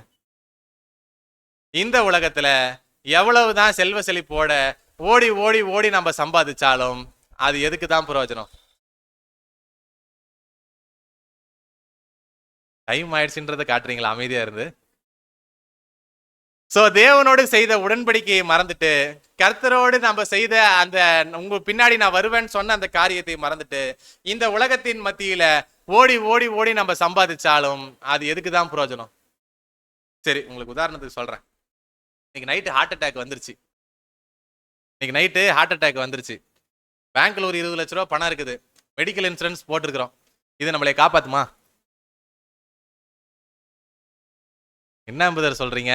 பெரிய ஹாஸ்பிட்டல்ல பெரிய இன்டென்சிவ் கேர் யூனிட்ல நான் இவ்வளவு செலவு பண்ணி பணத்தை வச்சிருக்கேன், போய் நான் சேர்ந்தேன் அப்படின்னா என்ன பண்ணிடுவாங்க? காப்பாத்திடுவாங்க. கரெக்டா? காப்பாத்திடுவாங்களா? காப்பாற்ற மாட்டாங்களா? நம்மளை பார்க்கிற டாக்டரும், நம்மளை ட்ரீட் பண்ற நர்சஸும், நமக்கு போடுற ஊசியும், நமக்கு கொடுக்கிற மருந்துகளும் தேவனுடைய கிருபை இருந்தால் மட்டும்தான் என்ன பண்ணும்? நம்மளைய அது காப்பாத்தும். அது இல்லை அப்படின்னா எவ்வளவு லட்ச லட்சங்களாக நம்ம ஓடி ஓடி சம்பாதித்து சேர்த்து வச்சிருந்தாலும் அது நம்மளை என்ன பண்ணாது? நம்மளை என்ன பண்ணாது? அதை தான் யோபு என்ன பண்றாருங்க அங்க சொல்லக்கூடியவராக காணப்படுறாரு அப்படின்னு சொல்லி நம்ம பார்க்கிறோம். ஸோ இப்ப இந்த உலகத்துல நம்ம ஓடி ஓடி ஓடி சம்பாதிக்கிறதெல்லாம் எதுக்கோசரம்? சம்பாதிக்கிறதெல்லாம் அவர் என்ன சொல்லிட்டாருங்க? வேஸ்ட். தேவனுடைய கிருபைன்னா அதெல்லாம் எதுவுமே இல்லைன்னு சொல்லி சொல்லிட்டாரு. அதாவது இப்ப சம்பாதிக்கணும்னா அதுக்கு என்ன பண்ணணும்? சம்பாதிக்கணும்னா அதுக்கு என்ன பண்ணணும்? வேலை செய்யணும். தேவனுடைய வேலைகளை விட்டு விட்டு வேலை செய்தால் அது சரியா தவறா? வேற மாதிரி கேட்கிறேன். ஞாயிற்றுக்கிழமை ஆராதனை இங்க நடக்குது இல்லைங்களா? இந்த ஆராதனை தேவனுக்குன்னு உகந்த நாள், தேவனுக்குன்னு கொடுக்கப்பட்ட நாள் அப்படின்னு சொல்லிவிட்டு நாம ஞாயிற்றுக்கிழமையில போய் நம்ம வேலையை பார்த்துட்டு வேலையை செஞ்சுட்டு இருந்தோம் அப்படின்னா இது சரியா தவறா? அது தவறு. ஏன் தவறு? ஏன் தவறு? ஏன்னா தேவனுக்குன்னு கொடுக்கப்பட்ட வேலைகள், தேவனுக்குன்னு சொல்லப்பட்ட காரியங்கள், தேவனுக்குன்னு அது என்ன பண்ணிடணும்? சரியான முறையில செஞ்சிடணும். தேவனுக்குன்னு ஒடுக்கப்பட்ட நேரத்துல நம்ம தேவனுக்கு ஒதுக்காம அன்னைக்கும் நம்மளுடைய சொந்த வேலைகளை செய்துட்டு இருந்தோம் அப்படின்னா ஓடி ஓடி நம்ம சம்பாதிக்கிறதுக்கு அர்த்தமாக காணப்படுது. அப்படி சம்பாதிக்கிற காசெல்லாம் நம்மளை என்ன பண்ணாதுங்களாம்? காப்பாத்தாது அப்படின்றதான் நம்ம புரிந்து கொள்ள வேண்டிய காரியமா காணப்படுது. சோ நம்மளும் அநேக சண்டேஸ் என்ன பண்றோம்? மிஸ் பண்றோம். நாங்க கரெக்டா வந்துட்டு இருக்கும்போது எங்களை சொல்லாதீங்கன்னு சொல்ல வேண்டாம். நாம ஒரு பேச்சு நடைக்கோசரம் சொல்றோம். சோ ஞாயிற்றுக்கிழமை ஆராதனைகள்ன்றது வந்து தேவனுக்கு உகந்த காரியமாக காணப்படுது. நம்மளுடைய எக்லிசியாவினுடைய ஸ்ட்ரென்த் 135ல இருந்து 140 அப்படின்னா நம்ம ரெகுலரா எத்தனை பேர் அட்டன் பண்றோம்? 90ல இருந்து 100 தான். சோ அப்ப மீதி இருக்கிறவங்க என்ன பண்றாங்க? சோ அப்ப தேவனுடைய வேலைகளையும் தேவனுடைய சூழ்நிலைகளையும் விட்டுவிட்டு மற்ற காரியத்திற்கு அந்த இடத்துல போகும்போது இவ்வளவு வேலைகளையும் அந்த இடத்துல நம்ம செய்யறோம் அப்படின்னா அதெல்லாம் எதுக்கு பிரயோஜனங்களா? அதெல்லாம் எதுக்கு பிரயோஜனங்களா? அது நம்மளை காப்பாத்துமா? அது நிச்சயமாக காப்பாத்தாதுன்னு சொல்றாரு. இத ஞானி பாடும்போது எப்படி பாடுறாரு பாருங்க. பிரசங்கி 6வது அதிகாரம் 1-2 வசனங்கள். சூரியனுக்கு கீழே நான் கண்ட வேறொரு தீங்கும் உண்டு, அது மனுஷனுக்குள்ளே பெரும்பாலும் நடந்து வருகிறது. அதாவது ஒருவனுக்கு தேவன் செல்வத்தையும் சம்பத்தையும் கனத்தையும் கொடுக்கிறார். அவன் என்ன இச்சித்தாலும் அதெல்லாம் அவனுக்கு குறைவில்லாமல் கிடைக்கும். ஆனாலும் அவைகளை அனுபவிக்கும் சக்தியை தேவன் அவனுக்கு கொடுக்கவில்லை. இதுதான் நமக்கு முக்கியமா காணப்படுது. சோ பாருங்க, ஒருவனுக்கு தேவன் என்ன பண்றாரு அப்படின்னும் போது வந்து செல்வங்களையும் செழிப்புகளையும் கொடுப்பாராம். எப்ப கொடுப்பாரு? ஞாயிற்றுக்கிழமையை கட் பண்ணிட்டு போயிருங்க, உங்களுக்கு எல்லாத்தையும் கொடுத்துறேன்னு சொல்றாரா? எப்படி சொல்றாரு? சோ தேவன் எப்படி விரும்புறாரோ அந்த மாதிரி வாழும் போது நம்ம வாழ்ந்தோம் அப்படின்னா செல்வத்தையும் செழிப்புகளையும் கொண்டு வந்து கொடுத்துருவாருங்களா? அப்படிலாம் கொடுக்க மாட்டாரு. எதை கொடுப்பாருன்ற நம்ம பின்னாடி பார்க்கலாம் பாருங்க. சோ பாருங்க, அவ்வளவு சம்பாதிச்சாலும் அதெல்லாம் எதுக்கு பிரயோஜனம் அப்படின்னு சொல்லி நாம பார்க்கும்போது 2வது வசனம். சோ அதுக்கு எதுக்கு பிரயோஜனம் அப்படின்னு சொல்லி நாம பார்க்கும்போது அவைகளை அனுபவிக்கும் சக்தியை தேவன் அவனுக்கு என்ன பண்ணலீங்களா? கொடுக்கல அப்படின்னு சொல்லி நாம பார்க்கிறோம். சம்பாதிக்கிறது பெருசா அனுபவிக்கிறது பெருசா? சம்பாதிக்கிறது பெருசுங்களா அனுபவிக்கிறது பெருசுங்களா? நம்ம ஓடி ஓடி எவ்வளவுதான் சம்பாதிக்கலாமா, ஆனா அனுபவிக்கிறது யார்கிட்ட இருந்து தான் வரணுங்களா? தேவனுக்கிட்ட இருந்து தான் வரணும் அப்படின்னு சொல்லி நம்ம பார்க்கிறோம். சோ பாருங்க, அப்ப தேவனுக்கிட்ட இருந்து தான் இந்த காரியம் வரணும் அப்படின்னா அனுபவிக்கக்கூடிய வேலைகள் எல்லாம் நம்ம செய்யணும் அப்படின்னா தேவனுக்கு பிரியமா வாழ்ந்து சம்பாதிச்சோம் அப்படின்னா அது செய்யலாம். இன்னொரு வசனம் வாசிக்கலாம் பாருங்க. பிரசங்கி 5:19 வாசிங்க. தேவன் ஐஸ்வரியத்தையும் சம்பத்தையும் எவனுக்கு கொடுக்கிறாரோ அவன் அதிலே புசிக்கவும் தன் பங்கை பெறவும் தன் பிரயாசத்திலே மகிழ்ச்சியா இருக்கவும் அவனுக்கு அதிகாரம் அளிப்பது தேவனுடைய அனுக்கிரகம். பாருங்க, தன் பிரயாசத்திலே மகிழ்ச்சியா இருக்கவும் அவனுக்கு அதிகாரம் அளிப்பது தேவனுடைய அனுக்கிரகம் தான். சோ பாருங்க, தேவனுடைய அனுக்கிரகம் இல்லாம நாம எவ்வளவுதான் ஓடி ஓடி ஓடி சம்பாதிச்சாலும் அது தேவன் நினைச்சா மட்டும்தான் நமக்கு என்ன ஆகுமா? அது கிடைக்குமா? அப்படி கிடைக்கல, அவர் நினைக்கல அப்படின்னா அது என்ன ஆகாதுங்களா? அந்த பணம் என்ன ஆகும்? இப்ப நம்ம சம்பாதிச்சதெல்லாம் என்ன ஆகுமா? என்ன ஆகும் அப்படி சொல்லி நாம பார்க்கும்போது அது மற்றவர்களுடைய பங்குக்கு என்ன ஆயிருங்களா? போகக்கூடியவர்களா காணப்பட்டுரும் அப்படின்னு சொல்லி நாம பார்க்கிறோம். பிரசங்கி 2:26 வாசிங்க. தேவன் தமது பார்வைக்கு நலமாய் இருக்கிறவனுக்கு ஞானத்தையும் அறிவையும் இன்பத்தையும் அளிக்கிறார். பாவம் செய்கிறவனுக்கோ தமது பார்வைக்கு நல்லவனாய் இருக்கிறவன் வசமாய் வைத்து விட்டு போகும் பொருட்டு சேர்த்து குவித்து வைக்கும் தொல்லையை அவன் நியமித்திருக்கிறார். என்ன சொல்லப்படுது அப்படின்னு சொல்லி நாம பார்க்கும்போது இப்ப நாங்க தான் சம்பாதிக்கிறதே இல்லையே அப்படின்னு சொல்லி ஒரு ஸ்டேட்மெண்ட், சரிங்களா? ஓடி ஓடி ஓடி சம்பாதிச்சாலும் அது ஒன்றும் பிரயோஜனம் இல்லை அப்படின்னு சொல்லி சொல்லும் போது நாங்க தான் ஒண்ணுமே சம்பாதிக்கலையே அப்படின்னு ஒரு ஸ்டேட்மெண்ட் வச்சா என்ன சொல்றது? தேவனே, நாங்க உங்களுக்கு உண்மையாதான் ஊழியம் செய்யறோம், உண்மையாதான் வேலை செய்யறோம், எங்களுக்குன்னு வந்து இருக்கிறதுக்கு தான் நீங்க கொடுக்குறீங்க, நாங்க தான் சேர்த்து வைக்கவே இல்லையே, சம்பாதிக்கவே இல்லையே அப்படின்னா என்ன சொல்றது? உயிர் இருக்குல்ல, தேவன் கொடுத்ததுலயே மிகப்பெரிய சொத்தாக அங்க கொடுக்கப்படுறது என்னங்க? ஏன்னா யோபு கிட்ட அவரு சொன்ன மிகப்பெரிய செல்வம் என்னன்னு சொல்லி சொல்றாருங்க. ஏன்னா அவர்கிட்ட இருந்து என்னென்னலாம் எடுக்கிறாரு? செழிப்பு எல்லாத்தையும் எடுத்துட்டாரு, உடம்புல பருக்கள் எல்லாத்தையும் கொடுத்துட்டாரு, ஆனா எதை மட்டும் வச்சுட்டாரு? பாருங்க, ஜீவனை விட்டு வச்சுட்டாரு. அப்பனா தேவன் கொடுத்ததுலயே மிகப்பெரிய சொத்து என்னதான்? நம்மளுடைய ஜீவனாக காணப்படுது அப்படின்னு சொல்லி நாம பார்க்கிறோம். இந்த ஜீவனை வச்சுக்கிட்டு தேவனுக்கு பிரியமான வாழாம தேவனுக்கு விரோதமாக காரியங்களை, தேவனுக்கு அற்ற காரியங்களை நம்ம செய்யும் போது நமக்கு என்ன பண்ணிடுவாரு அப்படின்னு சொல்லி சொல்றாரு பாருங்க. பிரசங்கி 2:26 ஆர்சி டிரான்ஸ்லேஷன் போடுங்க. கடவுள் தம் விருப்பத்திற்கேற்ப நடப்பவருக்கு ஞானத்தையும் அறிவாற்றலையும் மகிழ்ச்சி. பாருங்க, நம்ம என்னதான் ஓடி ஓடி சம்பாதிச்சாலும் அவர் எதை தான் நமக்கு தருவாராம்? விருப்பத்திற்கு எதை தான் தருவாராமா? ஞானத்தையும் அறிவியும் தான் நமக்கு என்ன பண்ணுவாராமா? அதிகமாக கொடுக்கக்கூடியவர்களாக காணப்படுவாரு அப்படின்னு சொல்லி நாம பார்க்கிறோம். அப்படி இல்லாம மற்றவரை தேடி நம்ம போனோம் அப்படின்னா என்ன கொடுப்பாருங்களாமா? அடுத்து அடுத்து அடுத்து ஆனால் அச்செல்வம் தம் விருப்பத்திற்கேற்ப நடப்பவர்களுக்கு விட்டு செல்வதற்கே இதுவும் வீணே, காற்றை பிடிக்க முயல்வதற்கு ஒப்பாகும். நாம அப்படி இதை விட்டுட்டு ஓடி போய் செல்வ சேர்த்தோம் அப்படின்னா அது எதுக்கு சமமா காணப்படுதுங்களா? காத்த போய் பிடிக்கிறோம் இல்லைங்களா, அதுக்கு சமமா தான் ஓடி ஓடி சேர்க்கிற செல்வம் என்ன ஆகுதுங்களா, பிரயோஜனமா காணப்படும் அப்படின்னு சொல்றாரு. அது நம்மள என்ன பண்ணாதுங்களா, காப்பாத்தாது அப்படின்றதுதான் யோபையினுடைய இறுதி ஸ்டேட்மெண்டா காணப்படுது அப்படின்னு சொல்லி நாம பார்க்கிறோம். அப்ப தேவன் கிட்ட நம்ம சம்பாதிக்கணும்னு சொல்லி எதை கேட்டாலும் தேவன் எதை தான் தருவாராமா, ஞானத்தையும் அறிவியும் தான் அங்க தருவாரே ஒழிய பங்களாவாக மாளிகைகளையும் ஓட்ட அதிகப்படியாக காருகளையும் செல்வங்களையும் தங்கத்தையும் அவர் என்ன பண்ண மாட்டாருங்களாம், தரமாட்டாரு அப்படின்றது தான் நம்ம சொல்லக்கூடிய காரியமா காணப்படுது. ஏன்னா அதெல்லாம் இந்த உலகத்தின் பார்வையில் எப்படி இருக்குது அப்படின்னு சொல்லி நம்ம பார்க்கும்போது தொல்லையும் பாவமும் அப்படின்னு சொல்லி தான் அங்க என்ன பண்ணப்பட்டிருக்குதுங்க, வார்த்தைகள் கொடுக்கப்பட்டிருக்குது அப்படின்னு சொல்லி நாம பார்க்கிறோம். இறுதியான வசனம் வாசிக்கலாம், பிரசங்கி 3:13. அன்றியும் மனுஷர் யாவரும் புசித்து குடித்து தங்கள் சகல பிரயாசத்தின் பலனையும் அனுபவிப்பது தேவனுடைய அனுகிரகம். சோ பாருங்க, அப்ப என்ன சொல்றாரு அப்படின்னு சொல்லி நாம பார்க்கும்போது வசனங்கள் தப்பா போயிடுச்சு. பிரசங்கி 3:13 வந்து ஞானத்தை கண்டடைகிற மனுஷனும் புத்தியை சம்பாதிக்கிற மனுஷனும் பாக்கியவான் அப்படின்றதுதான் அங்க வசனமாக கொடுக்கப்பட்டிருக்குது அப்படின்னு சொல்லி நாம பார்க்கிறோம். இருந்தா போடுங்க. சரி ஓகே, நான் தான் தப்பா போட்டேன். சோ அப்ப ஞானத்தை கண்டடிக்கிற மனுஷனும் புத்தியை சம்பாதிக்கிற மனுஷனும் எப்படிப்பட்டவனாக காணப்படுறானாமா, பாக்கியவானாக காணப்படுறான் அப்படின்னு சொல்லி நம்ம பார்க்கிறோம். சோ அப்ப ஞானத்தை சம்பாதித்தல் தான் நம்மளுடைய முதல் வேலையாக காணப்படுது. அந்த ஞானத்தை சம்பாதித்து எதை பெற்றுக்கொள்ளணுமா, புத்தியை பெற்றுக்கொள்ளணும். ஞானம்ன்றது என்ன, ஞானம்ன்றது என்ன, பேசிக் கிளாஸ் ஞாபகப்படுத்தி பாருங்க. ஞானம்ன்றது கர்த்தர் இயேசு அப்படின்னு சொல்லி நம்ம பார்க்கிறோம். நீதிமொழிகள்ல நம்ம வாசிருப்போம். ஆமா, நீதிமொழிகள் தான், நான் பிரசங்கின் தப்பா போட்டேன். சோ பாருங்க, ஞானத்தை கண்டடிக்கிற மனுஷனும் புத்தியை சம்பாதிக்கிற மனுஷனும் பாக்கியவான். ஞானம் அப்படின்ற அடையாளம் காட்டுறது கர்த்தர் இயேசு. சோ கர்த்தர் இயேசுவை நம்ம என்ன பண்ணணும் அப்படின்னு சொல்லி நாம பார்க்கும்போது முதல்ல சம்பாதிக்கணும். அவரை பெற்றுக்கொண்டு அதன் மூலியமாக நம்ம என்ன பிடிச்சிக்கணுமா, புத்தியை பெற்றுக்கொள்ளக்கூடியவர்களாக காணப்படணுமா. அப்படி நம்ம பெற்றுக்கொண்டாதான் பாக்கியவான்களாக இந்த உலகத்துல காணப்படுறோம் அப்படின்னு சொல்லி நாம பார்க்கிறோம். யோபு பாடின அத்தனை பாடல்களும் கரெக்ட் தான். ஒரே ஒரு இடத்துல அவர் என்ன பண்ணிட்டாருன்னா ஒரு பிளண்டர் மிஸ்டேக் பண்ணிட்டார்.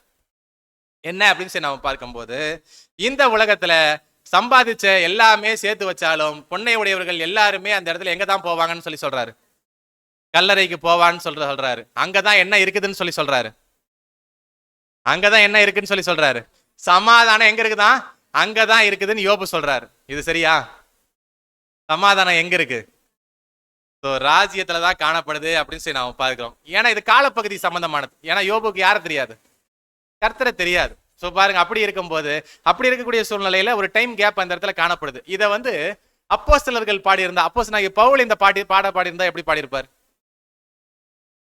இந்த உலகத்துல நான் செத்து போனதுக்கு அப்புறம் நான் திருப்பி உயிர் தெழுற வரைக்கும், சரிங்களா, நான் திருப்பி உயிர் தெழுற வரைக்கும், நான் செத்ததுல இருந்து உயிர் தெழுற வரைக்கும் இந்த உலகத்துல நீங்க சம்பாதிச்ச சொத்துக்கள் அனைத்தையும் காட்டிலும் யார்கிட்ட சொத்து அதிகமா இருக்குது, யார்கிட்ட அதிகமா இருக்குதுங்களா, அப்போஸ்தலர்கள்ட்ட அதிகமா காணப்படுதான். அவர் பாடும்போது எப்படி பாடியிருப்பாருன்னா, இந்த பாட்டை அவர் பாடும்போது இந்த உலகத்துல இருக்கக்கூடிய ராஜாக்களுக்கும் எங்களுக்கும் என்ன இல்லைன்னு சொல்லியிருப்பாரு, எந்த சம்பந்தமும் இல்லை அப்படின்னு சொல்லியிருப்பாரு. ஏன்னா அவர்கள் போகக்கூடிய இடம் வேற, நாம போகக்கூடிய இடம் என்னங்க வேறையாக காணப்படுது அப்படின்னு சொல்லி நம்ம பார்க்கிறோம். சோ யோபு கிட்ட இருந்து நம்ம கத்துக்கக்கூடிய லாஸ்ட் லெசன் என்ன அப்படின்னு சொல்லி நம்ம பார்க்கும்போது, எப்பேற்பட்ட ஒரு பணமும் எப்பேற்பட்ட ஒரு சொத்தும் தேவன் நமக்கு கொடுத்த அந்த ஜீவனுக்கு என்ன இல்லைங்களா சமமாக இல்லை அப்படின்னு சொல்லி நாம பார்க்கிறோம். தேவன் கொடுத்த அந்த ஜீவன் தான் இந்த உலகத்திலே மிகப்பெரிய சொத்தாக காணப்படுது.